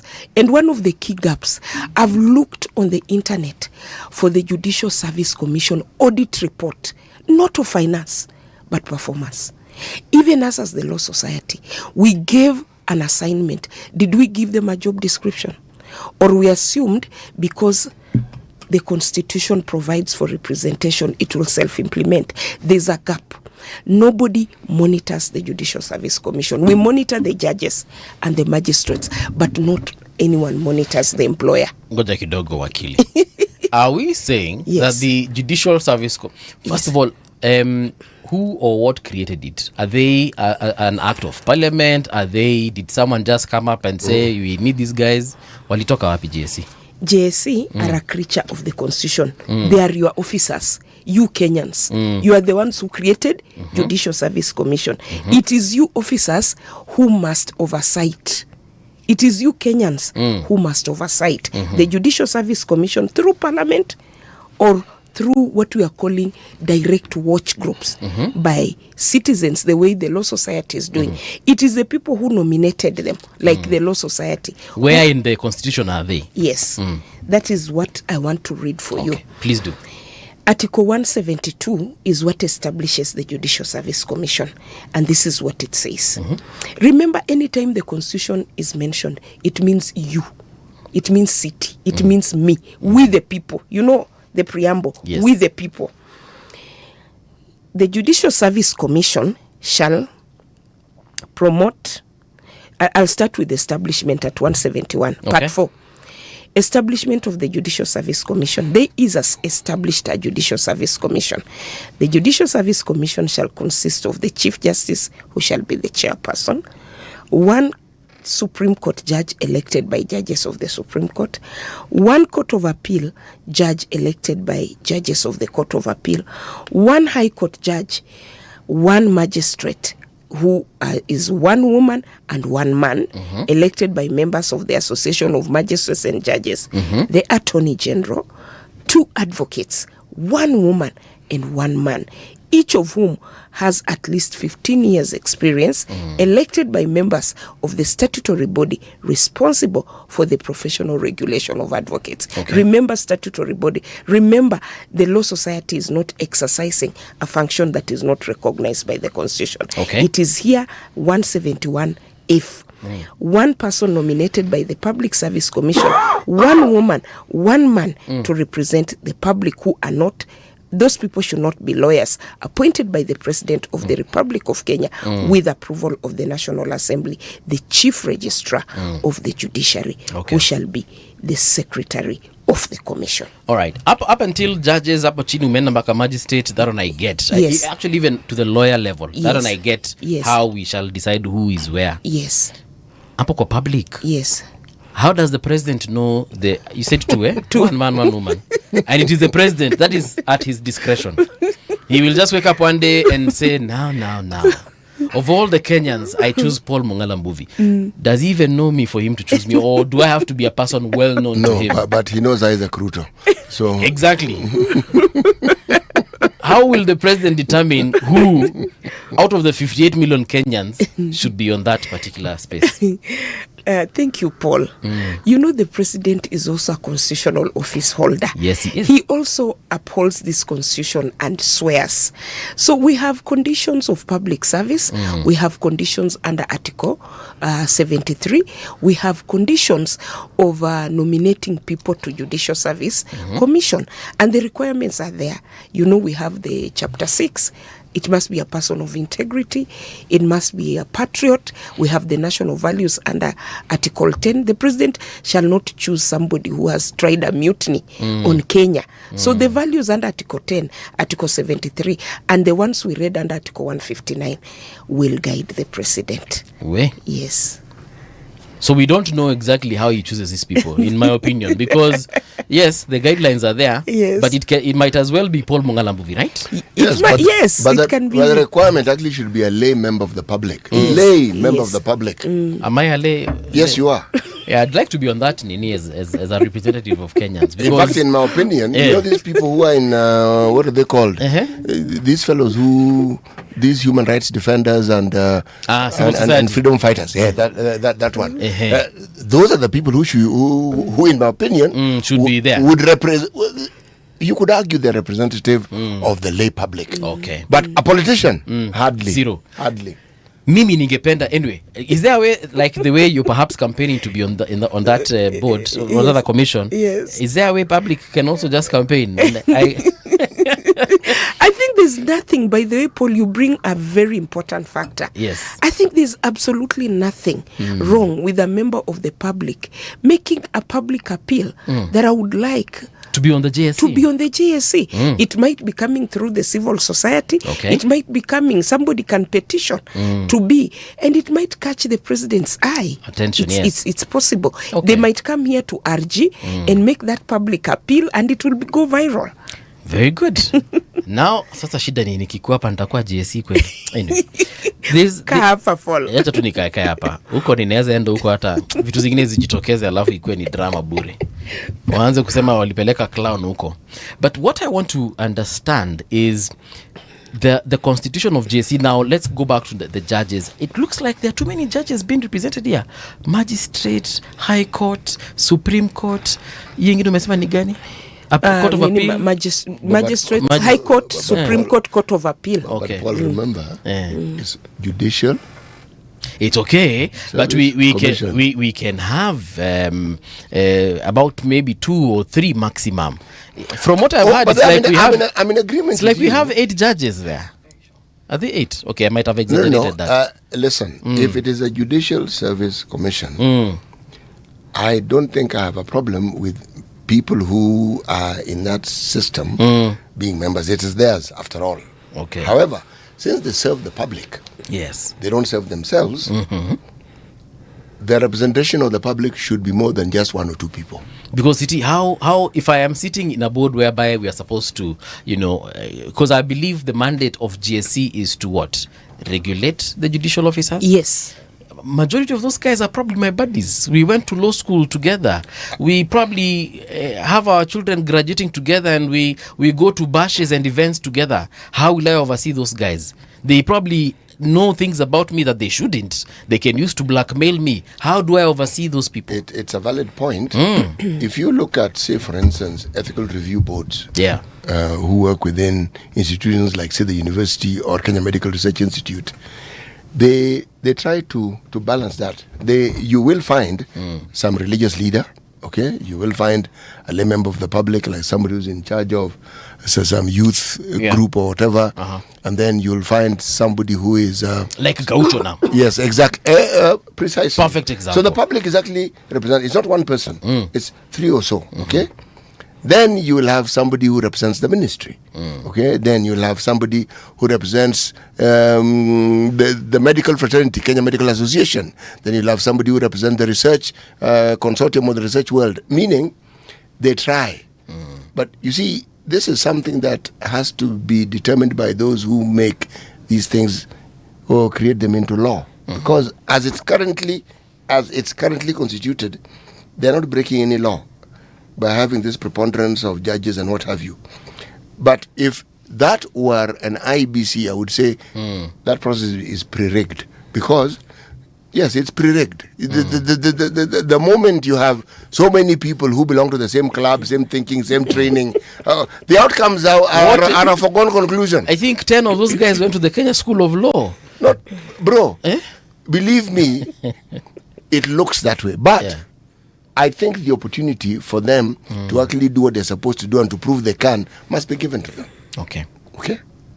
It must be given to them, because I assume that's where the Law Society of Kenya comes in, because all these people at some point are members of the Law Society of Kenya. That's where they start. Yes. So the Law Society is required, or should be required, to be able to oversight. But how that oversight ni ngumu, the way this thing is constituted. How do you oversight your body? Because God forbid, one day, one time, you will actually have a complaint against someone you probably were the skis with. And you know who chairs in campus? Yes, the Chief Justice. So I have a complaint against a member of the Supreme Court. Oh yeah. You It's a wrap, my friend. It's a wrap. Yeah. Wow. Indeed, those are the concerns that the Law Society has been raising, not in the manner that the Constitution is wrong, but the process in which the complaints are being addressed. The importance of transparency and accountability, and having a pre-legislated process, is to enable you and any other Kenyan to audit the process. There is no human being who is perfect, but the Judicial Service Commission did not just happen. It was out of long years of research and the Constitution review process headed by the then chairman, Professor Yash Palgai, and to protect the independence of the judiciary. You know, it's very important that when you are judging other people, you do not need a knife on your back. You need to feel independent to address the issues before you in an impartial and credible manner in accordance to the rule of law. But remember, it's always tension. When you are doing a good job, the people who benefit from a rotten society are always against you. And as a human being, they'll always come up with something to harass you, to humiliate you, and to deviate you from your course of action. So you need people who understand the environment in which you work in. You need a judge to oversight a judge. You need a lawyer to oversight a lawyer. But then you need a lay person to bring in that kind of consumer spanner in the works. Yes, consumer perspective. So what is happening, there's nothing wrong with the way the membership is. Even those ones who say that the judges are many, I'll go back and say, you just need to go to the 5 Friends of Planning. What did the JSC plan to do? When did it plan to do it? How did it plan to do it? Did it actually do it? What are the results? Can we monitor? Because as long as we are not monitoring the JSC, as long as we do not put a system, it doesn't matter which angel you put there. We need to focus on monitoring the JSC and tell them, you received this complaint, you have not addressed it. You received this, you have not addressed it. Quarter 1 is gone. Quarter 2 is gone. Quarter 3 is gone. Quarter 4, why are we still with you? Why can't we relieve you? We bring another Kenyan like Mr. Mungala who is ready to work. But you know where the problem arises? If you look at the reasons, one of the reasons that was given when people think of the JSC was because the judiciary and its functions were essentially controlled by the executive. At some point. Yes, it was. Yes. So you needed something else that would make that very idea and concept of independence real.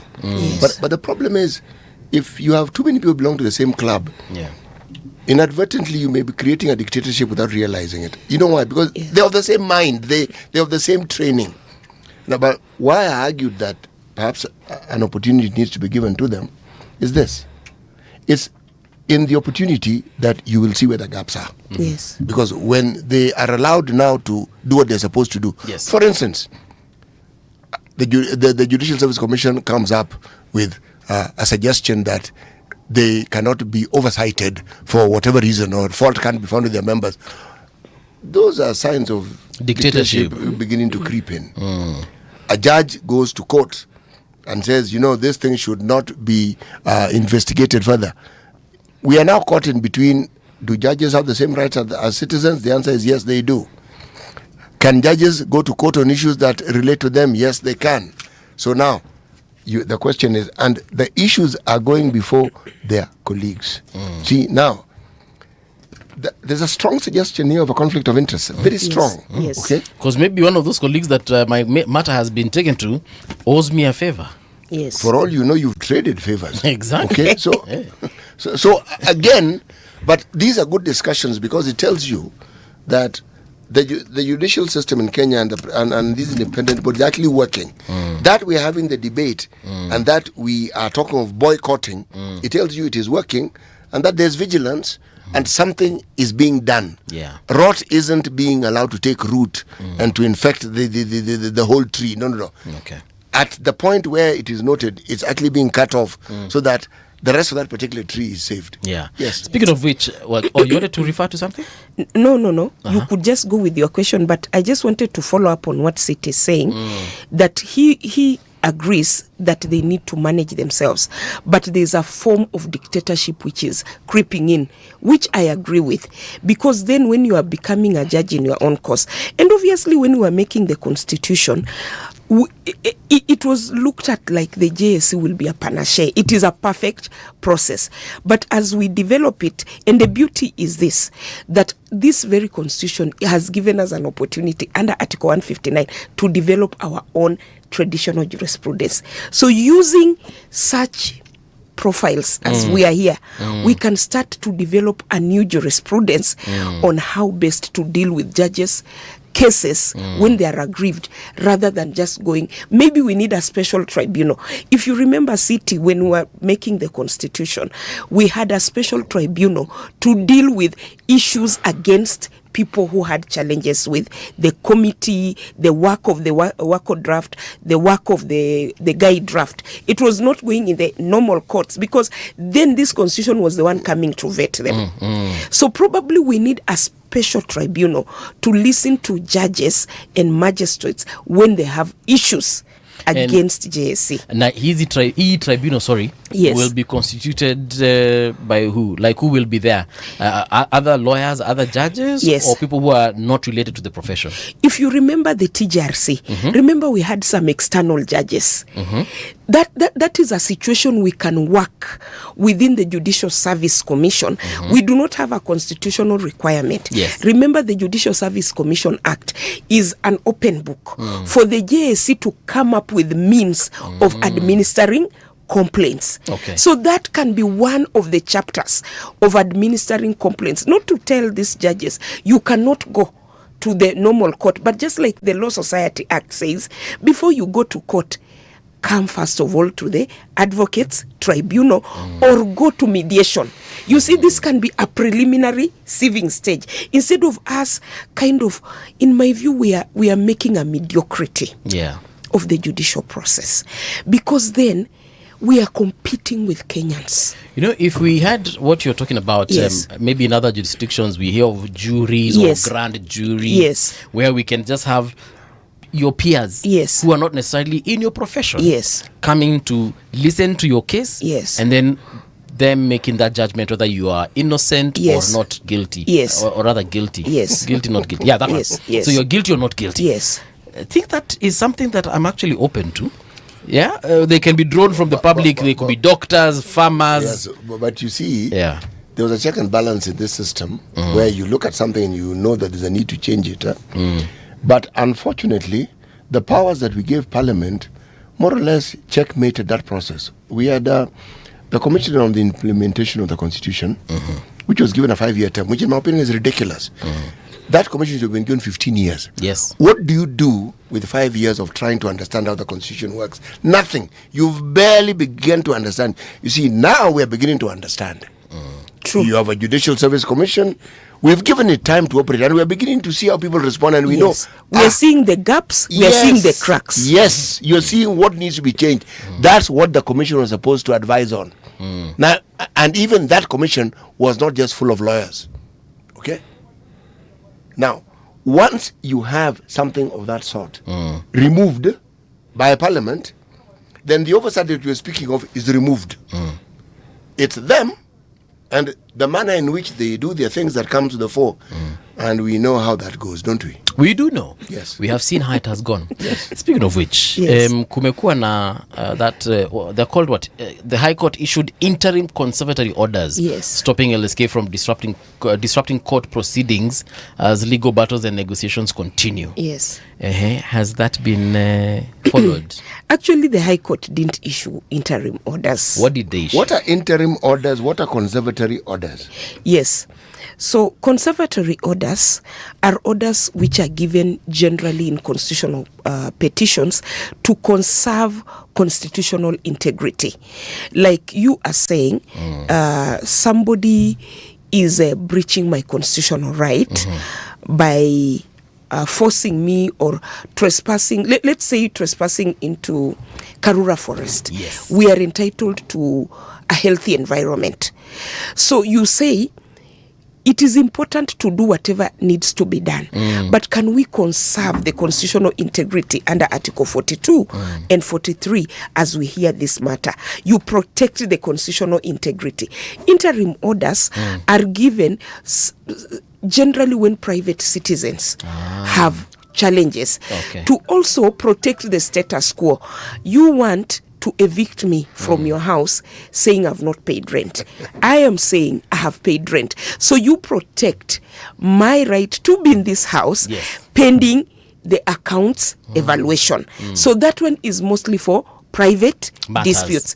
So now this matter of LSK and judiciary is both a lawyer's issue and a constitutional issue. So the applicant wanted the court to give a status quo, like a pre-status quo situation, and say LSK cannot continue to boycott these judges who have been adversely mentioned, and they must not force other lawyers not to proceed, and they must not escort judges and magistrates who have been stated to be corrupt outside, because I'm telling you, it was going to be dramatic. It was going to be severe. But can I ask something? Yes. Yes. There are things, well, there are processes that are spoken of in courts and we hear of them. Now, how do I determine when this is purely constitutional or a legal issue and when it's administrative? How do I determine? Okay. Naturally, law is a practice. Yes. So you come to learn by practice. But if you are a citizen, remember, you are protected. You will come to court just the way you are. Yes. And the courts have actually a customer care desk where you can actually be guided. We have Kituo cha Sheria. We have the Law Society Public Interest Litigation Committee, which can advise citizens for free. So this information is there, but the simple test is this. An administrative issue is which relates to exercise of power. Exercise of power, like you have power to admit me in this. Remember the Muthaiga Club case with the senior Donald Kipkorir. The Muthaiga Club have a power to admit, to regulate admission into their club. But that power must be exercised within the rule of law. You must not discriminate unfairly. But when it comes to constitutional issues, it is not about administrative power. It's a right just because you are a human being. You are entitled to breathe fresh air. Somebody is not entitled to pollute your environment, but they are polluting. You are entitled to food, even though we don't get food all the time, but you are entitled. And I remember Judge Lenaola asking, why are Kenyans not bringing cases of right to food to the Supreme Court, right to air to the Supreme Court, right to water to the Supreme Court? The Supreme Court wants you guys to take those cases so that they can be busy doing things for Kenyans, because if the cases that go to the Supreme Court are commercial, probably those are the, they are the ones which, they bring A, B, C, D here. Yeah. But if you are going that because you have not eaten for the last 10 days, you need your county government and the Ministry of Agriculture and Social Services to ensure you get food, you'll be shocked, Mungala. Yes. They will be given an interdict that the country, Kenyan country, has a duty. And I can to do feed that this as a people. private citizen. Yes. Ningoje utaniona kwa kotini. You want to be the female rep in the JSC for lawyers. Yes. Female LSK rep. I hope I'm Yes. saying this correctly. Yes. What makes you stand out? Why Yes. should you be considered for this position? Yes, thank you. I just want to start by Article 232, and then I'll tell you why. Article 232 is values and principles of public service. And I want to drum this point, then I tell you. Okay. When one door is closed, if we are in this room, this interview room, and we are told we want to exit, but all the doors are closed, and fire is coming from down, Yes. what do you think we will all do? We'll scamper. We'll towards scamper and try to get out through the window. So for me, I am totally against the excuse that there are court orders. Therefore, as JSC, our hands are tied. That means it is a feint, a comply. You have given up. And I like using basic examples. A mother. Mr. Mungala, when you were born, probably you cried a lot. You had problems with your tummy, like any child. I did actually. Yes. I am sure because I'm told of it. Yes. Now, your mother would take you to the clinic. Your mother would take you to hospital, maybe from Machakos to Kenyatta. But then when all has failed and gripe water is not working, you know what your mother will do? She will walk back to the village elder. The mama, you know, the one who does things in the village and advises people. Who has wisdom. And that village elder will say, have you been massaging Mungala? Have you been massaging The Mungala? tummy. You know, cognitive. Go take this oil, massage Mungala, and then Mungala will have a good time. After that, you release all your gas and you sleep well. Go back to basics, JSC. Values of principle and principles of public service. It says, the values and principles of public service include high professional standards. You are there because you are a professional. Efficient, effective economic use of resources. When JSC sit in a meeting to only give lawyers a long response that we've had you will address your complaints in 2025. We've had you will address your complaints in 2024. We've had you will address your complaints in 2023. Are they being efficient and effective? Why would they earn a sitting allowance to regurgitate the same thing, the same story? They should come to the meeting and say, when we met in 2024, this is what we agreed. 10 points. This is what we have done. But the public, you and me, we are not asking them, but you had a meeting in 2024. And these are the issues you said. Inefficient use of public resources. We had a meeting with you judges in the judges management meeting. Yes. And this is what we agreed. Does that need a court order? It doesn't. It is just a service within JSA. Then it says it must be responsive, it must be prompt, it must be effective, it must be impartial, it must be equitable, and it must lead to provision of a service. When JSC meets, what service do they give us? And they earn a sitting allowance. We must audit every service delivered from a meeting. It can, when you sit and recruit judges, what are those judges going to do for us if the ones we have are not doing? Why do we need more? Okay. We need, first of all, to get the ones who are there to do the right thing. Then we say the workload is 100,000 cases. We have 100 judges who have been able to deal with 10,000. And they are now efficient and they are productive. Okay. When we do that, we will be telling Kenyans, but it cannot be a reaction to every meeting. You know we are overwhelmed, you know we are overworked, you know we are this, but you're not telling us how many matters did you give me. And then there's a very strange thing that happens in court. You'll find me before Justice Mungala, who has a cost list of 30. Then you find me before Justice City, who has a cost list of 10. How do you vet oranges and bananas? Okay. How? There's just so much that needs to be done in public service management, which has nothing to do with the removal of a judge. Because when your brother or your sister is not performing well when you pay fees, do they stop being your sister? Nope. Do they stop being your brother? They How don't. now? You go into a management system and understand why are they not doing well, so that you make them efficiently use their time. So when you're being blocked here, why can't they use their key performance management indicators and their key performance result areas?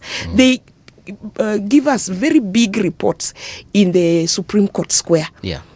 But when you go to those reports, and you find there are 10 magistrates in a station, and every day lawyers are saying, this magistrate, they treated me badly, this magistrate did not even look at my application, this magistrate has given orders which do not exist in law, and then you tell me there is a court order. There is no court order even against magistrates. Why can't they then fix the magistracy court? Because I believe 70% of all cases are in the magistracy. When you fix down there, up will be easily cleaned up, and you don't have to discriminate. Just use the values of public service. I can't read all of them, but I've just gone to effective resource use, and every time you meet and earn a shilling, you must show service. Thank you so much, Wakili. Unfortunately, that's why we shall stop for today. Tunawakutakia kila laheri. All the best as far as your campaign is concerned. But then do we call it a campaign, or what do we call it? Is it lobbying, campaigning? No, what do you people do? Do you campaign? Do you lobby? Okay, so now to JSC. We campaign, but allow me just to say the reason why I want to serve, apart from those efficiency. The reason I want to serve is because I've been a lawyer for 23 years. I've served in the council, I've served in Nairobi branch. I have seen gaps. I'm running just under 3 key areas. Result-based management. The way I've said, everything you do must have a result. Number 2, integrity. We must have an integrity scale for each and every judicial service commissioner. You cannot vet judges if you have not been vetted yourself, and this vetting must be continuous, daily and every quarter. We must have our integrity scale as JSC commissioners. That is something I'll move a motion. And then the final one is dignity for lawyers and dignity for consumers. We must vet. How do we campaign? We campaign by coming up with a strategy, sharing it with lawyers, discussing in conferences, discussing in meetings, but the most difficult one is going to door in every advocate's chambers. The Law Society would have done well by calling meetings of lawyers. We sit in a conference, at the South Sea offices. Every month we pitch, and the lawyers get to know us. But as it is now, I have to go to Westlands, I have to go to town, I have to go to Ngong Road, I have to go to Kitengela, I have to go to Nakuru, I have to go to Marsabit. All 47 counties? Yes, and look for votes. It's extremely tiring, but it has to be done. And I'm ready to serve. And the TikTok, Wakili. Thank you. But where? All the best. Thank you. All right. Here's the news. Winnie Maganga.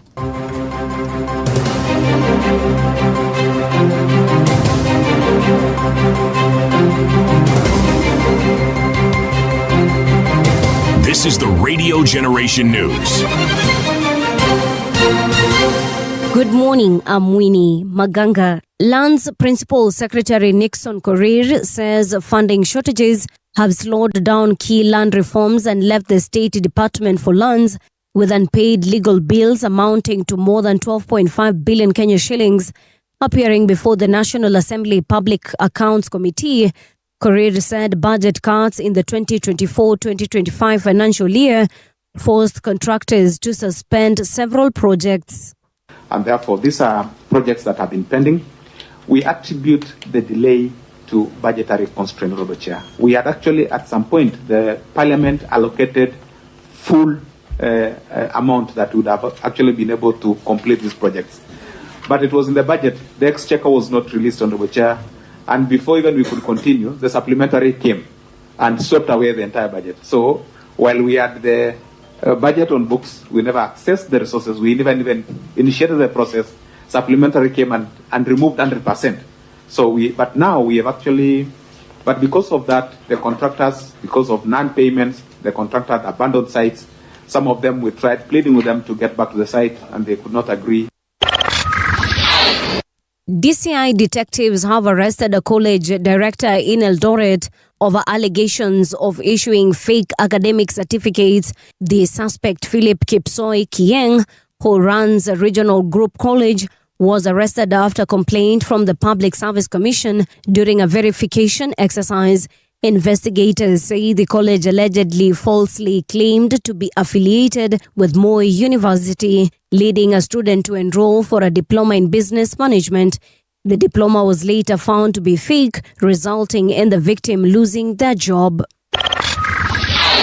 Law Society of Kenya Council member Emeritus Caroline Kasoha says lawyers are held to strict ethical standards and can face disciplinary action for professional misconduct.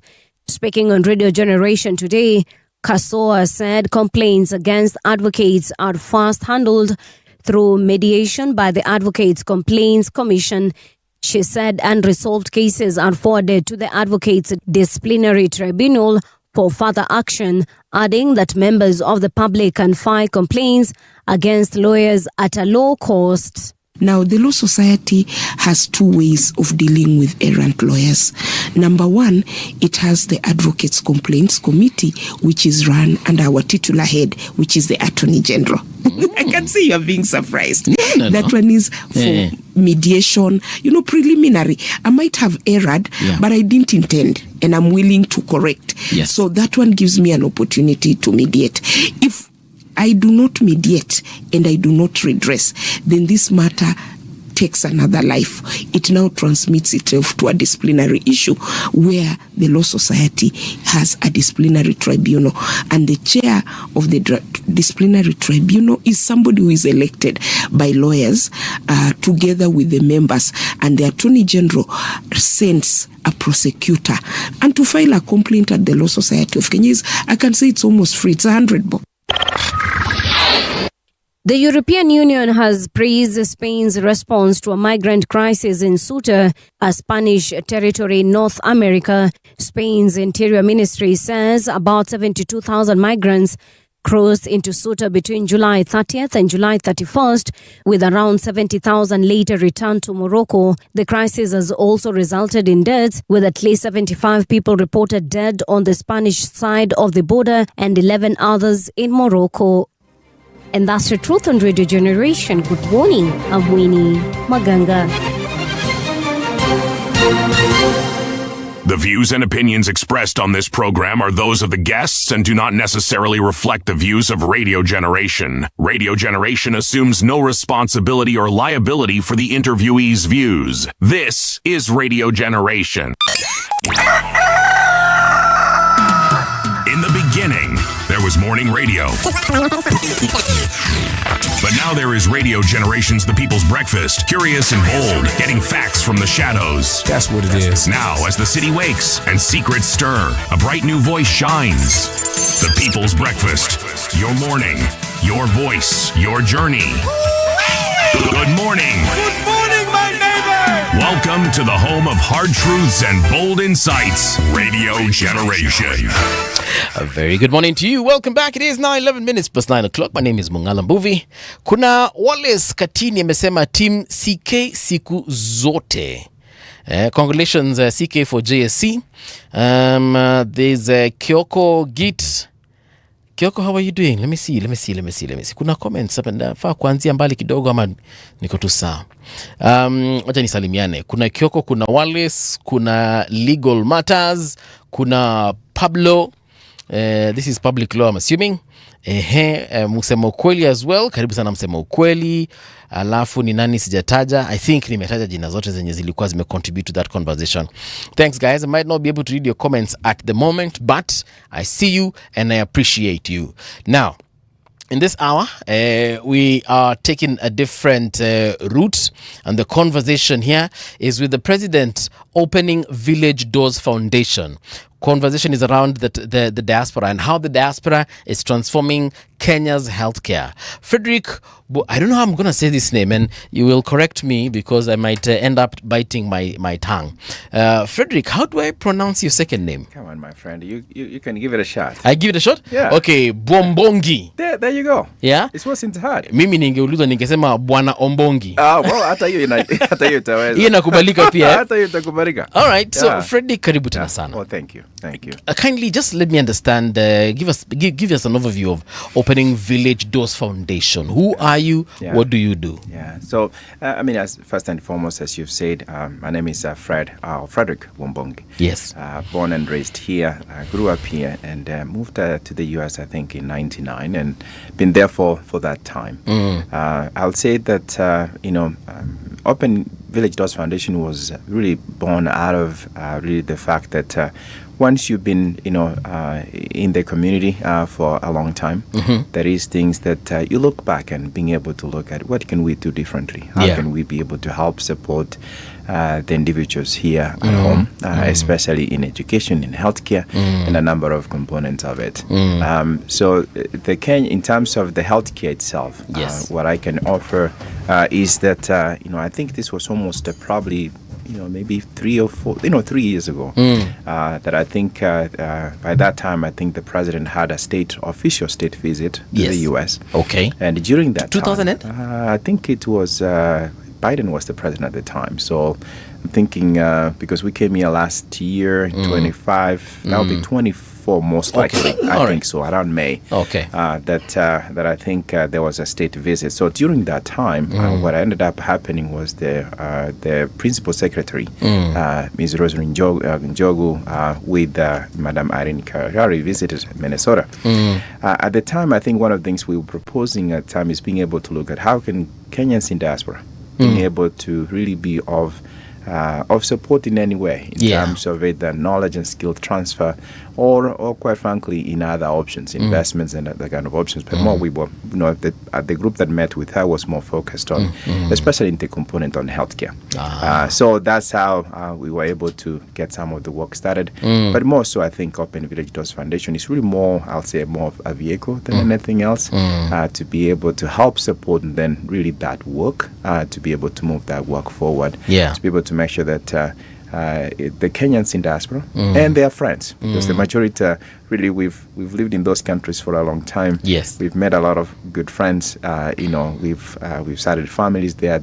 So when the kids are playing together in the playground, that you do make good friends, with colleagues and friends who are very interested to learn about Kenya, who are very interested to be able to help partner with us, to be able to help, support the country in any way that they can. So that's really it. The Kisii diaspora specific is quite active and very productive because now I'm hosting you. We hosted another gentleman who's actually come back home and he wants to make a transformation in his village, constituency to be specific. Correct. And even now he wants to be a member of parliament. But before that, he was telling us some of the things that he has done in his I'm forgetting his name. Yeah. But, and I was very impressed. And then, of course, we have Hulda, who Hulda is... Mumanyi, Mumanyi, yes. She's a representative in the state. Minnesota. It's Minnesota, right? Correct. And I'm like, hey, Wakisii bwana. Ni nini mnaonanga huko nje? Sisi wakamba hatuoni. Lakini, but I'm liking it nonetheless. So it's a compliment. No, thank you. Thank you. In regards to our healthcare, what is it that your foundation seeks to effect? So maybe I'd like to step back a little bit and probably even offer some insight and perspective. So maybe I'll build up on the introduction I've had before. When we met, one of the dialogue that we had with the PS was in terms of how can we be able to I don't have the right statistic, but I will say the majority of Kenyans abroad, and especially the ones in the United States, mostly work in healthcare. That's really the majority of the individuals who work in that space. And so healthcare is a very a space that they understand, and I think that they know well. Yes. And so one of the proposals was, can we be able to look at hospitals that and really meet with them and understand what are the challenges. And so one of the things that then the office of the state office of diaspora helped us to be able to do is actually connect us with Kenyatta University Teaching and Referral Hospital, Kenyatta National Hospital, and then also Mama Lucy. So when we met with the three hospitals as a small group from Minnesota, we discussed in terms of what are some of those challenges. They both were able to come up with ideas and all the areas that they have challenges that they could like to see, the Kenyan diaspora work alongside them. It was at that time, and then we kind of started to, instead of trying to boil the ocean, we kind of scaled it down a little bit and said, let's start with, Kenyatta University Teaching and Referral Hospital. Okay. And then once we perfect our process, and then expand that to the hospitals, so we can be able to do that. So some of the areas that they identified, which is really a critical area, in fact, I think I probably become more aware that I was aware of at the time, is the area of, especially in terms of kidney like dialysis or kidney disease or urology in general. All right. The other one goes cardiovascular. Was a significant component of it. Research was another area that they wanted to be able to look into. This and then also medical research on generally or on the issue of urology? I would say generally. Generally, I think there is a need to be able to expand in terms of partner with other researchers, in other parts of the world, to be able to explore different options of, all things that the countries were observing, or the hospitals are observing, or the counties, and being able to understand, what do they need, how do they need to respond? Okay. And so that's really how it came up. So with that in mind, then, we met with a different group of leaders. In fact, the first medical camp we did was last year, which was the urology medical camp, more focused on oncology cases. The gentleman who came with me at the time, his name is Dr. Badri Kennedy. He's the president of the Cancer Institute at Alliance Health. So came with us, and we were able to do around, I think at the time we did around 8 cases. These are long cases. This is not simple case you do for an hour. They are really very complex cases that you get to do. Okay. And so as part of that opportunity then is being able to look at the local urologist teams and being able to help, train them on the new procedures, to be able to help them, kind of learn from each other, so that things otherwise that could have gone to South Africa or could have gone to, England, or quite frankly, the families could have stayed because they don't have money or resources to be able to take those patients anywhere, that they're able to do them here locally. And so they were able to do that last year. So this year, then we expanded to, again, continue with oncology cases within urology, expanded that to endo cases, which is more kidney stone cases. Those are actually more common in Kenya. And so we had Dr. Kamola Scotland from the US area who joined us to be able to do that. And then we also had Dr. Mosi Bennett who joined us to be able to also focus on heart failure patients. And they had a clinic day, and then also some time in the hospital. So part of that, really, the main intention is this: how can we be able to, either learn from each other, but more so from that place of humility? Because it's important for me to state that. Because the team is not coming that they know everything. No. They are coming with, here's how we do the procedures and processes, but at the same time also learning from the local team. Okay. And then with that sharing of knowledge and information, they're able then to be able to continue to support more patients who need support here locally within the community. So if we were to look at the intentions, what then would we say is the projection of what one hopes to achieve? Yeah. What I hope to say, the whole endeavor, the whole will be, how can we be able to make sure that care becomes locally available, that care becomes more readily accessible to more patients, so instead of the few. But also in terms of how do we open up these systems in such a way that when you look at, we have advancement in telemedicine, we have advancement in several other components of it, but being able to make sure that the local physicians here, they do have access to also experts in other parts of the world, that if there's a question, that they can be able to connect and be able to learn from each other and being able to help advance their skill and being able to take care of their patients and families. So I think if I can say from care itself, that's one component of it. The other component in terms of, yes, what, probably the other goal is, how can we being able to make sure that the research that is conducted in many parts of the world becomes readily available here too, so that those individuals can be able to really access the therapeutics and other things, so that they can be able to have earlier probably access to interventions that are being developed, so that they can be able to continue to heal. So that's one component of it. And then also another component that I want to be able to lift up today is that some of the work that we started is that we started also some work with what's called high reliability. High reliability training is more focused on safety and quality. That one is more of I would say more of a cultural change on how we deliver care. That basically means, for example, when you go into the hospital and a mistake happens, that when that mistake happens, we really, instead of looking at, huyu amefanya hivi, fire the person, pause for a second, do the investigation and being able to understand how can the same individual who is trained the same way, being able, can they be able to do the same error? Let's look at the systems first before we look at the individual. And then look at kind of the just culture process. And so that's really work that had started in the United States for a very long time, because really there was actually a very good published report that showed that, within the U.S. healthcare system, over 100,000 patients were dying in the hospital because of the mistakes that were being done at the hospital. And a lot of systems came together to be able to really look at that work and lift, make it safe, so that individuals can be able to learn from the mistakes that are made so that they don't repeat them again.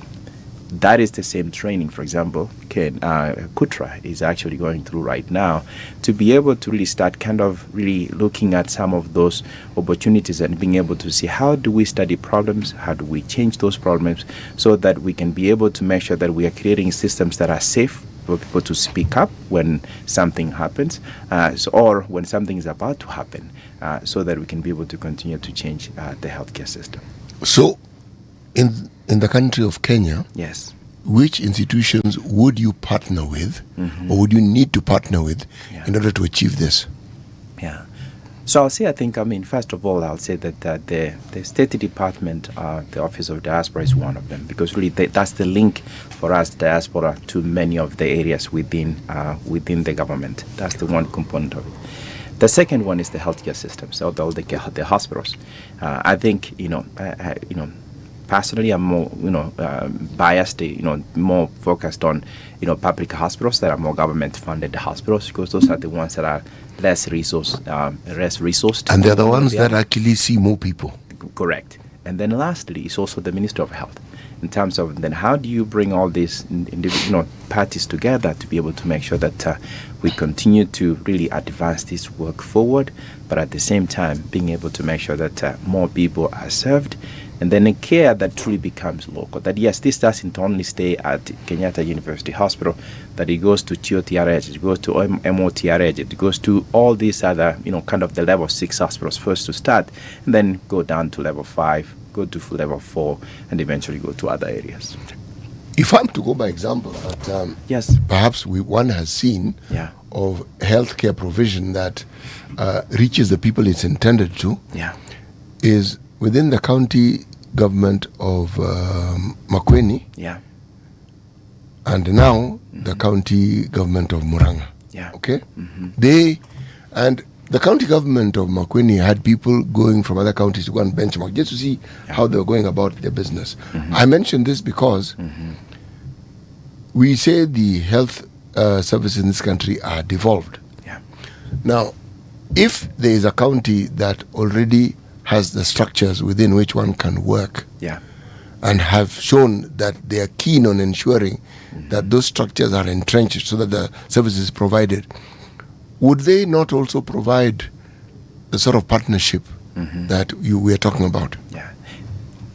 They are primed to be able to do that. Quite frankly, I think they're more local, and it's easier to be able to actually have somebody from, the count of, name whatever the county, to be able to go to Makueni and being able to learn from it. But also I'll even say that, if they have developed those advanced best practices, how can then not only maybe the diaspora from Minnesota, it could be diaspora from Australia or any other places, partner with them more closely to be able to look at areas that they are doing well, please continue to advance. Areas that they might need some support in terms of it, be it quality and safety, be it human resource development, be it, component on, maybe certain procedures that otherwise maybe are more prone to that area that they end up transferring to Nairobi to be done there, that potentially being able to explore that competency locally so that they can be able to perform those procedures there. Yes, there is opportunity to be able to partner with those areas, but yes, it will require a lot more goodwill, and I'll even say, quite frankly, more partners to be able to help make that possible. Because I was thinking of partnerships of that sort that I have witnessed. You mentioned UDA-DCP. They partner to the CDC, and they have units that work in malaria research. Correct. And the reason is that region has a preponderance of malaria. Correct. Okay? Yeah. So it's relevant to the area. Correct. When HIV was the byword and the talk of the tongue in every healthcare worker's lips, again, if what was then it's now the sub-county hospital, but it was called the district hospital, again, through such a partnerships, built a very high-level lab to cater for the sort of tests that one needed to do. Correct. With regards to HIV. Correct. Now, the partnership, one sees what then it was able to do and the advances they were able to make and the progress that was made. Kenyatta had something similar. Correct. Those examples, in my opinion, are clear indicators that partnerships can work. They can. And they can produce the results that are desired. Correct. But now, if you were to think of partnerships of that nature, because those partnerships had a lifespan. The funding had a lifespan. How do you hope to model what we are discussing here so that it actually meets the needs? What sort of lifespan are we talking about? What sort of funding are we talking about? Maybe before I go there, I'll give you this example. I've worked in the non-profit sector for some time. And even though still work in healthcare, but still it's a non-profit. But I'll say that one of the biggest probably goal I'll say that I think we have to fight is being able to make sure that we do projects that really, or we do work that kind of make sure that we are no longer in existence in, let's say, in 5, 10, 15 years. What basically means we've done what we needed to do and now we can get out. So for me, the model here, and I actually had this conversation with the CEO of Kutra and basically said, we need to partner with them based on really their strategic plan. What's their vision? And for us to walk along. But also being able to be intentional in such a way to be able to make sure that, yes, we will do the medical, this is the second year we're doing the medical camp. Maybe next year we'll do another medical camp, and the year after we'll do a medical camp. But with the intention that this business of coming for medical camp is not the ideal. We need to be able to transfer the knowledge and skills so that the individuals can be able to, do this on a daily. Exactly. So in fact, maybe in 10 years, there's no medical camp in Kutra. It is more in terms of that if you needed, the knowledge and skills, you can be able to do that. Let me give you a particular example. Dr. Kaimola Scotland, who came this time, who is from UCLA, only focused on training one physician, which is Dr. Mito, on how to do what's called the kidney stone. It's a PCNL, but it's more of a kidney stone procedure. Only focused on training him on how to be able to address the concern using a kind of a minimally invasive process to be able to do that. Using ultrasound? Using a CM to be able to do that, which was fantastic. So what happens then is that, has she gone back? She's sending an like a Google Glass where she will be monitoring Dr. Mito from remotely on how to do that procedure. So within the next 3 months, Dr. Mito will be extremely very competent and ready to do it. All right. So this is telemedicine we're talking about. This is telemedicine combined with now kind of more this local camp and even long-term sustainability. Okay. So another component that I think even key there is now what is going to happen. The agreement is now when Dr. Mito is fully trained, yes, he will train. There's 2 other physicians in the area, which is Dr. Bonyo and Dr. Nyaga, that they will be trained on the same procedure. So these skills transfer. Correct. Okay. And then what also is required of them is that once they also now finish, they will be teaching the same procedure now. So multiply this to Kenyatta, to several other places, so that it's basically so that it's no longer that maybe Friday and the team from Diaspora needs to come. But no, we've done our part, and then now this is actually spread, and they can be able to continue to do this. And now it becomes available in Machakos and several other areas, because there was one actually urologist who came from Machakos to be able to learn. So that's the beauty that I see in terms of that. Let's do this now. It's a model that I think we have to build it with sustainability in mind, not necessarily being able to say Kutra needs us for a very long period of time. Yeah. Then we could have failed, if we continue to be doing this in 30 years.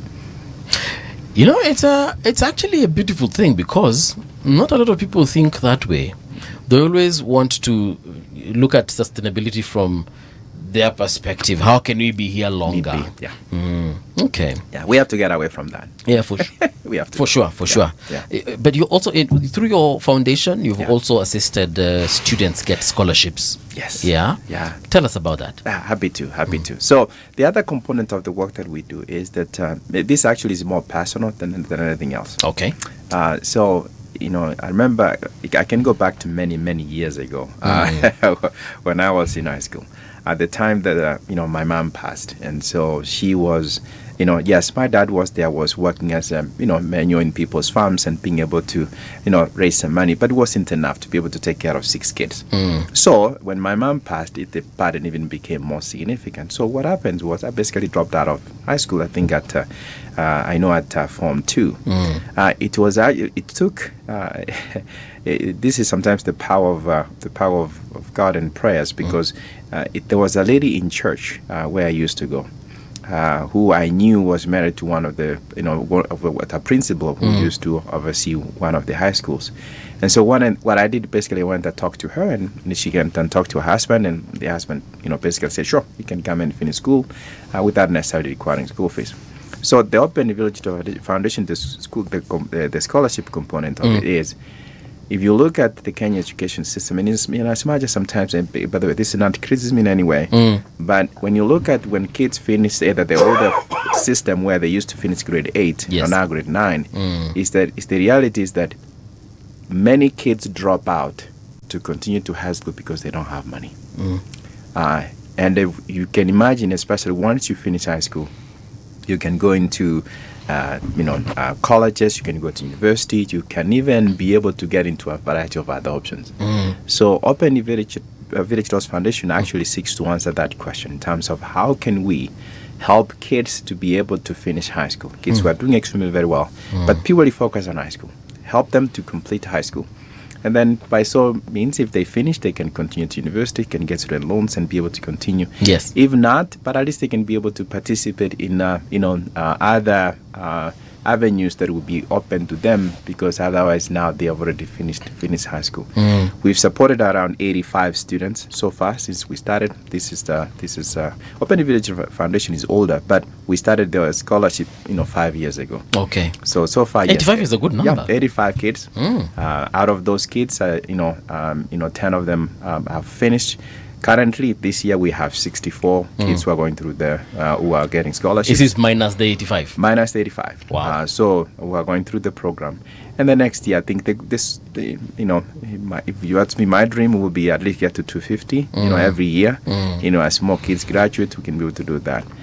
Yesterday, I met with a group of 20 students who are getting the scholarships, and I can tell you that it's actually affirming.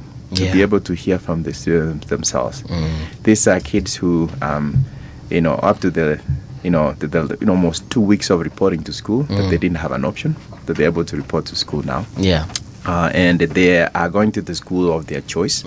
And it's not based on, in as much as, I like to do it in my rural village, but that's not my intention. Okay. My intention is that really if we have any, maybe my village is truly Kenya. If it's a kid who has performed very well, and that we do have funds available, that let's make sure that we actually accord a scholarship for them, and that they can be able to attend any school. So many of our schools, out of those 64 kids, they go to 27 counties right now in Kenya. So it's not only specific county that we support. Okay. We have kids all the way to Meru, Makueni. We have kids in Machakos and Kisii, Siaya, and several other places. And so it is actually it is heartwarming to see that. Yeah. So there's no question about it. So. And which universities are they going to? Local universities or both local and international? Yeah, those are going to mostly high school. Those are mostly going to high school. The ones who are finished are going to local universities. There's one. We have one in going to Maseno. There's another one going to Moi University. There is another student actually who also passed, who's going to the local KMTC here in Nairobi. So yes, we focus on high school. Once they pass, we have not reached that stage yet of being able to sponsor them for university. But maybe, God willing us someday, maybe that's the dream. But that's what we'll get into. So you're currently working in the medical industry, correct? And you have been in administration for quite a while, so you really understand a lot of this. Have you considered sponsoring students who are specifically doing medical related courses so that they can enrich what your foundation is doing in the medical field? Train urologists, train cardiologists, and so on. It's always a good vision to be able to someday to get there. But I do know now, I think the greatest need is really in getting those kids through high school. I think we'll focus on getting them through there. I'll even say, quite frankly, mostly my space is radiology, telehealth, and support services. I will say that, I would highly encourage that students to be able to focus on mostly some things like an MRI technologies, the CT technologies, X-ray technologies. Yeah. Those are areas that, quite frankly, we even have a shortage in the U.S. It really takes a lot of work to be able to get individuals to those spaces. So, someday I think Open Village Doors Foundation will get there. But I think for right now the need is so great in getting these kids to finish high school. Once we get them through that, that'll be great. Even specialist oncologists, we are greatly lacking in that. We were just having a conversation a couple of weeks ago with some of these oncologists, and I was shocked to know we have less than 100 of this, if I'm not wrong. You are 72 in the whole country. Imagine, urologists. Imagine, for me it's scary considering we are a country of 58 million. And we have less than 100 of these specialists. So imagine if we were to focus on, and even getting other partners, other foundations, and other people of goodwill, philanthropists, to just say, you know what, every year from Kenya, we'll train at least even 5. Wouldn't that be something? It will be. But I also start maybe even from local capacity. Yes. Looking at Nairobi University, looking at Kenyatta University, looking at Moi University. How many individuals can they be able to train? How many residents can they be able to support? Yes. But even more so, do they have the tools to be able to make sure that those residents who are finishing through, the program, have the capabilities and resources to be able to get there? I think that would be key. And then if it's, I won't commit Open Village Doors Foundation yet. I have a whole board of directors that I think we have to work through. Right. But I will say, I think locally, I will say, yes, there is some of those areas. Yes, urology is one of them. I would say that neurosurgery or neurology is another one. I think that potentially there's opportunities there. But more so, instead let me just put it this way. Yes. We need to look at local capacities and Sure. being able to make sure they are properly resourced to be able to, do the work, and then partner them with these experts from other countries who are willing to be able to then help them get to the level they need to get. The needs that you meet points to poverty levels in this country not going down. Because I would have assumed in the time that you've had this foundation, the number of people who needed help would be going down. But this doesn't seem to be the case. Yeah, now, it's not. Have you considered partnering with entities that do the sort of work you do, but they deal with helping people move away from poverty? So, but you're touching a component that I didn't touch before. So I think for me, from the perspective of Open Individuals Foundation, I've seen a number of things.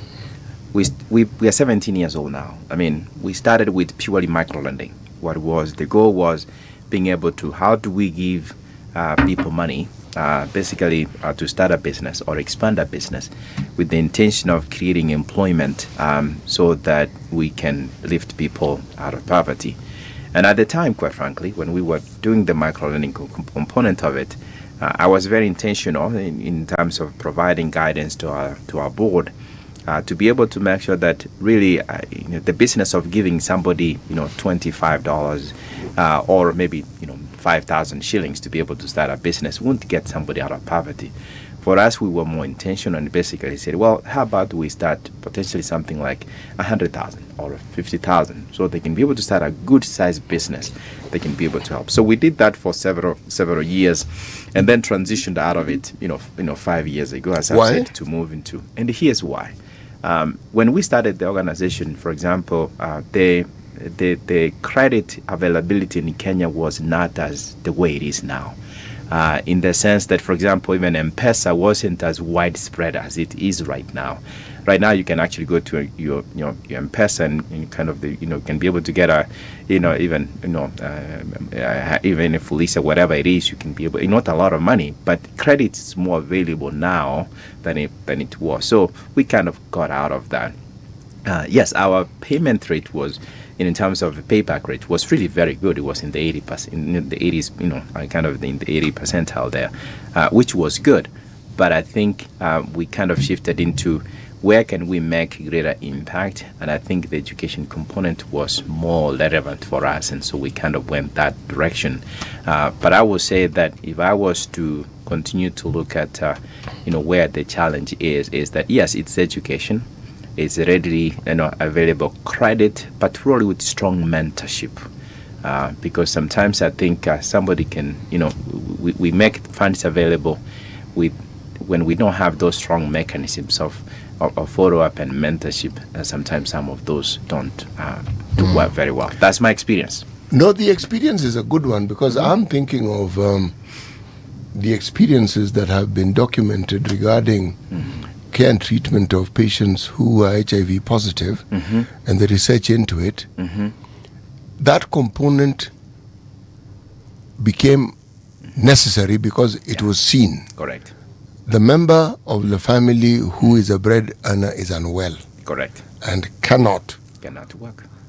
As they get better, because ARVs made that possible, there was need to find ways of ensuring that the family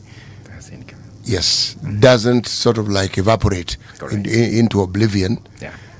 But the thing about it that has been documented that in my mind was absolutely fantastic was, see, apart from just the hope that ARVs provided, correct, the family was able to revamp their economic status and get to a point where they didn't actually need help anymore because they were doing something that they were able to. Correct. Now, some of the funding that I remember was that has been documented was given was through, again, fintechs. Or no, they were not fintechs then, but people who lent small scale. Micro-lending. Yeah, micro-lending is the word. Yes. And yes, because they had a system and they knew how to lend it, and then they knew how to, essentially, they educated the people they were lending as to how to manage money. Correct. So groups then grew out of this, where people would form their own little groupings on how they manage their money. Yeah. Case in point, funding that was given for training that would be in places like, say, hotels and so forth. Again, that was converted where the same money, same food, but you take it to the village where the locals, because they're already in groups, are able to do the cooking. Correct. And in a school or in a church. And that money, which could have gone to the hotel, then goes to the group and enables them to be able to create livelihood. Yes, and to do the things that ordinarily they couldn't do. So when I look at the evidence of what that particular symbiotic relationship did, the care and treatment, and making sure that the social component of this, they took it even further. They would even employ a cadre of employee who of necessity had to be HIV positive. Okay, as a peer educator. Correct. So I'm simply saying that you had your reasons for doing what you're doing, but what I have read and what I have seen was that the process of eliminating the possibilities of contracting the virus and of people living healthy lives even when they were HIV positive was increased tremendously because of that social component. Yes. That's true. I saw you met with P.S. Njogu. Yes. Of the State Department for Diaspora Affairs. And I like the fact that, it's like a campaign, if I may call it. This issue of brain circulation as opposed to brain drain. Correct. And I can't help but think that countries like China, Singapore, that we really want to become, and other, Asian countries, they really did this thing way, way before us. And look at them now. They are thriving and they are very prosperous as opposed to how they were maybe some 30-40 years ago. But I'm happy we are catching on right now. Really? Yeah, we are sort of. But my question is actually on that one. Yes. Do you feel like the diaspora community has really helped in achieving this whole issue of brain circulation? I will say they have. And I mean, we are not the only ones who, for example, are doing, let's say, the medical camp or the education. There's a lot of individuals in different counties that I know who have invested very heavily in terms of in healthcare. They're finding ways to be able to help support their hospitals in their local areas. Yes. Even building schools and equipping those schools with books and things like that. So I would say, I think, yes, a lot of individuals that I know or I'm aware of, especially in this space, they have done some good work in terms of to be able to advance in that space. The idea in terms of we will develop, or let me just put maybe my 2 cents there, is that I think it's that instead of we will develop at our own pace, but also using potentially local solutions with partnerships with Diaspora and others to be able to accelerate the work. Diaspora sends a lot of money to Kenya. Oh, yes, there's you guys no do. There's no question about Actually, it. Yeah. if you're talking about our foreign exchange earners, it's the biggest. It is. There's no, forget tourism, forget tea, coffee. Forex. That is the biggest. Exactly. Yes. Exactly. So I'll say for me, I think in terms of that money, either yes, even if it comes home to be able to pay for school fees and things like that, but there is a lot of individuals in diaspora who have invested very heavily in terms of in terms of real estate. There is some who have started industries to be able to either get things produced here and take to either to various markets. And so I will say I think we are starting to see the tipping kind of point of that, but I think we'll continue to see that accelerate. What I would truly say is that I think Kenya has done, for me, I think, again, I've been out of this country for 27 years, so which is a long time, is that I've seen kind of the change where, in terms of it's easier to be able to start a business. Yes, there are sometimes frustrations and other things, absolutely they are. But I think it's really creating then the climate and the environment where then either individuals in diaspora or individuals locally here can be able to start those businesses quickly. They can be able to scale and being able to move things to market, and they can also be able to have an environment, an infrastructure that is set in such a way that they can be able to compete globally. Because nowadays, it used to be that when I come here, that's when I buy my coffee and my tea to be able to take back. But nowadays, I can go to basically Amazon and actually buy the Kenyan coffee from there. And those sites are actually mostly offered by Kenyan individuals who Fellow are basically exactly. So they have started small businesses that they actually get the coffee and then they're able to get that information. So I think really the world has become more flat, if I can put it that way. I think we just need to continue to take advantage of it and being able to make sure that we go through that. Yeah. I like the fact that you said the world. I think now before it was a convex, but I feel like it's still a sphere but a concave. So we are more connected. We are. We are. And I think, this, if you think about what we learned more about Ebola in 2020, is that, not Ebola, or maybe COVID-19 in 2020, was really how fast something that happens in one part of the world can spread so quickly to another part of the world.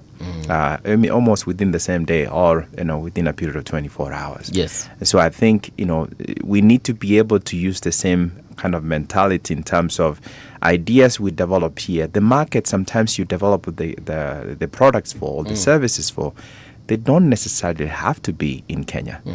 The market could be somewhere in Europe, could be somewhere in Asia or different parts of the world. And I think that is really what the opening up the economy has been able to help with. So you just need to you just need to figure out what is someone in Slavbad need from me while I am in my village in Kitui. Correct. And once you figure that out, you're in business. And then it actually gives you a chance to remove the middleman. Because part of it sometimes, if you can be able to sell whatever you want to the customer directly, it actually, most cases, actually cheaper to the customer, but also you're able to create that relationship and being able to understand what is different, what do they need that I can be able to either configure differently, and then be able to get it there. So it is an exciting project, quite frankly, to be engaged in, and so I appreciate that. So Generally, how is the political environment, especially when it comes to dealing with some of these projects that you're involved in? Perhaps yours is a bit different from others, but what can you tell us in terms of just the general environment? The general environment, I'll say, is this, that I think for me, I think this is the first time that Kenya has had the State Department of Diaspora Affairs. I will say under the Kenya Kwanza government. Under the Kenya Kwanza government. So I will say for me, that has created an avenue for Kenyans in diaspora to be able to engage. Some of us are not lucky. We don't have rich uncles or politically connected families that can be able to say, okay, I know so and so. But the office of, I think, what the office has done is actually has made it easier to be able to engage. And it's enabled us to be able to say, okay, I've raised my hand. I'm willing to help. How can I be able to connect? And the office has been extremely very helpful in terms of connecting us. The work we've been able to do in the last 3 years alone, it's not that we haven't tried to do this work before. Yes. We have, but the loopholes that, really the bottlenecks work too much.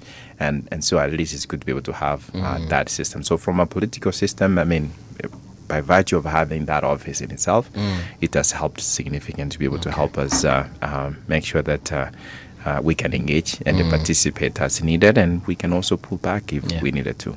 There has been talk of the diaspora being given membership in the National Assembly, or was it Senate? I can't remember, but I think it was somewhere to do with Parliament. I know it was one of those two houses. Are you, first of all, aware of that conversation? Are you in support of that conversation, or do you feel like it can be approached differently but to achieve the same? So my friend, you're getting me now into politics, and I don't. That's a part that I don't. I don't engage. I'm aware of the conversation. That I will say so. Absolutely, I'm very aware of it. But I will truly say that I think when you have some participation in one way or the other, to be able to share your concerns or even shape policy or conversation is always a good thing. But in terms of whether I am in support or not, that's you're going into areas that I don't do. I abstain from it. And I think I've told this. I've told it to a few friends. There's even friends who have sometimes told me, "Okay, you need to come and run for politics," and I've actually said, "No, I don't want to run for politics. I don't care about running for any office. I am good where I am. I can do work that needs to be done, and I think politics was never in my blood, and I'll leave it as such." Okay. Yes. That's fair enough. But I'm sure somewhere deep down you have an opinion. I do. I do. Yeah, but ndakuuliza tukishazima microphone. That would be good. Yeah. We're almost actually coming to we're almost at the tail end. We have about 4 minutes before we close down. Yeah. What do you think, as far as your foundation is concerned? I'm sure you had all these things that you said that you needed done. Would you say that you have achieved most of it? And do you think there's something that needs to, like another place where now we need to tighten the screw a bit harder to ensure that we've got that on point? I'm sure if you were to ask maybe Bill Gates or others about the work that they do, I'm sure they can always say there's something more that needs to be done. Yes. We are a very tiny thing as compared to that. I think for me, for example, one thing I'll share very closely is this. I shared yesterday at a meeting with a group of students that we help. One of the students made the observation and basically said, look, I applied for a scholarship for a local, I passed very well. I went to a local organization to seek funding. I was told I don't have any, there's no funding. They told me, well, you can go into a day school, and that's the end of it. Yeah. But also by divine providence that, of course, he became aware of Open Invitation Foundation. He applied and then actually got the response within 2 days that, yes, you've been accepted. This is a student who had been accepted to St. Mary's Yala. One of the examples he shared yesterday was this. The observation he shared is, I have never been sent home to home because of school fees. In fact, many of the students in the school think I'm from a rich family, and I am not.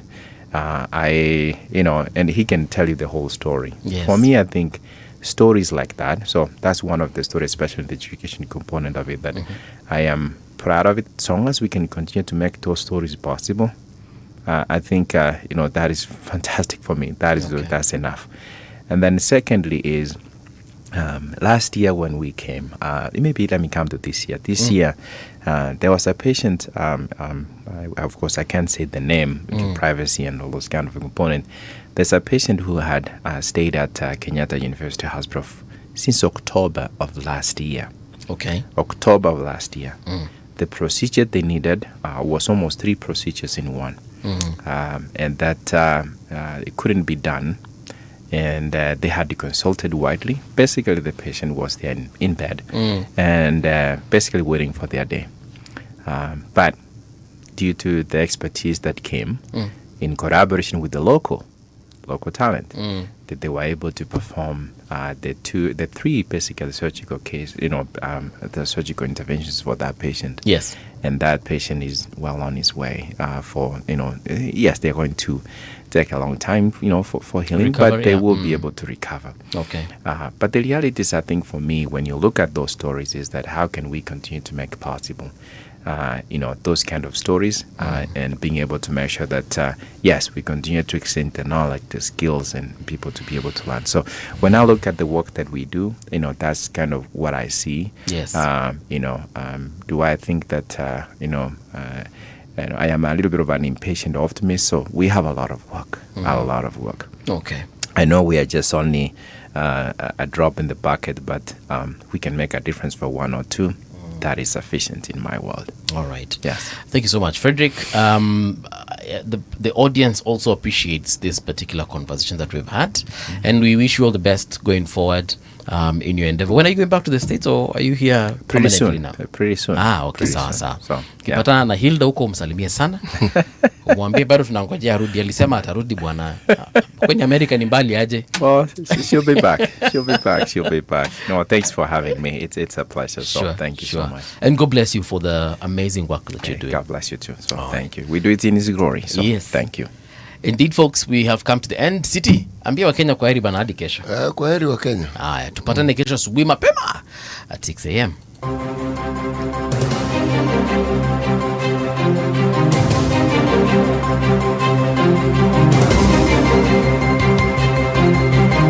This is the Radio Generation News.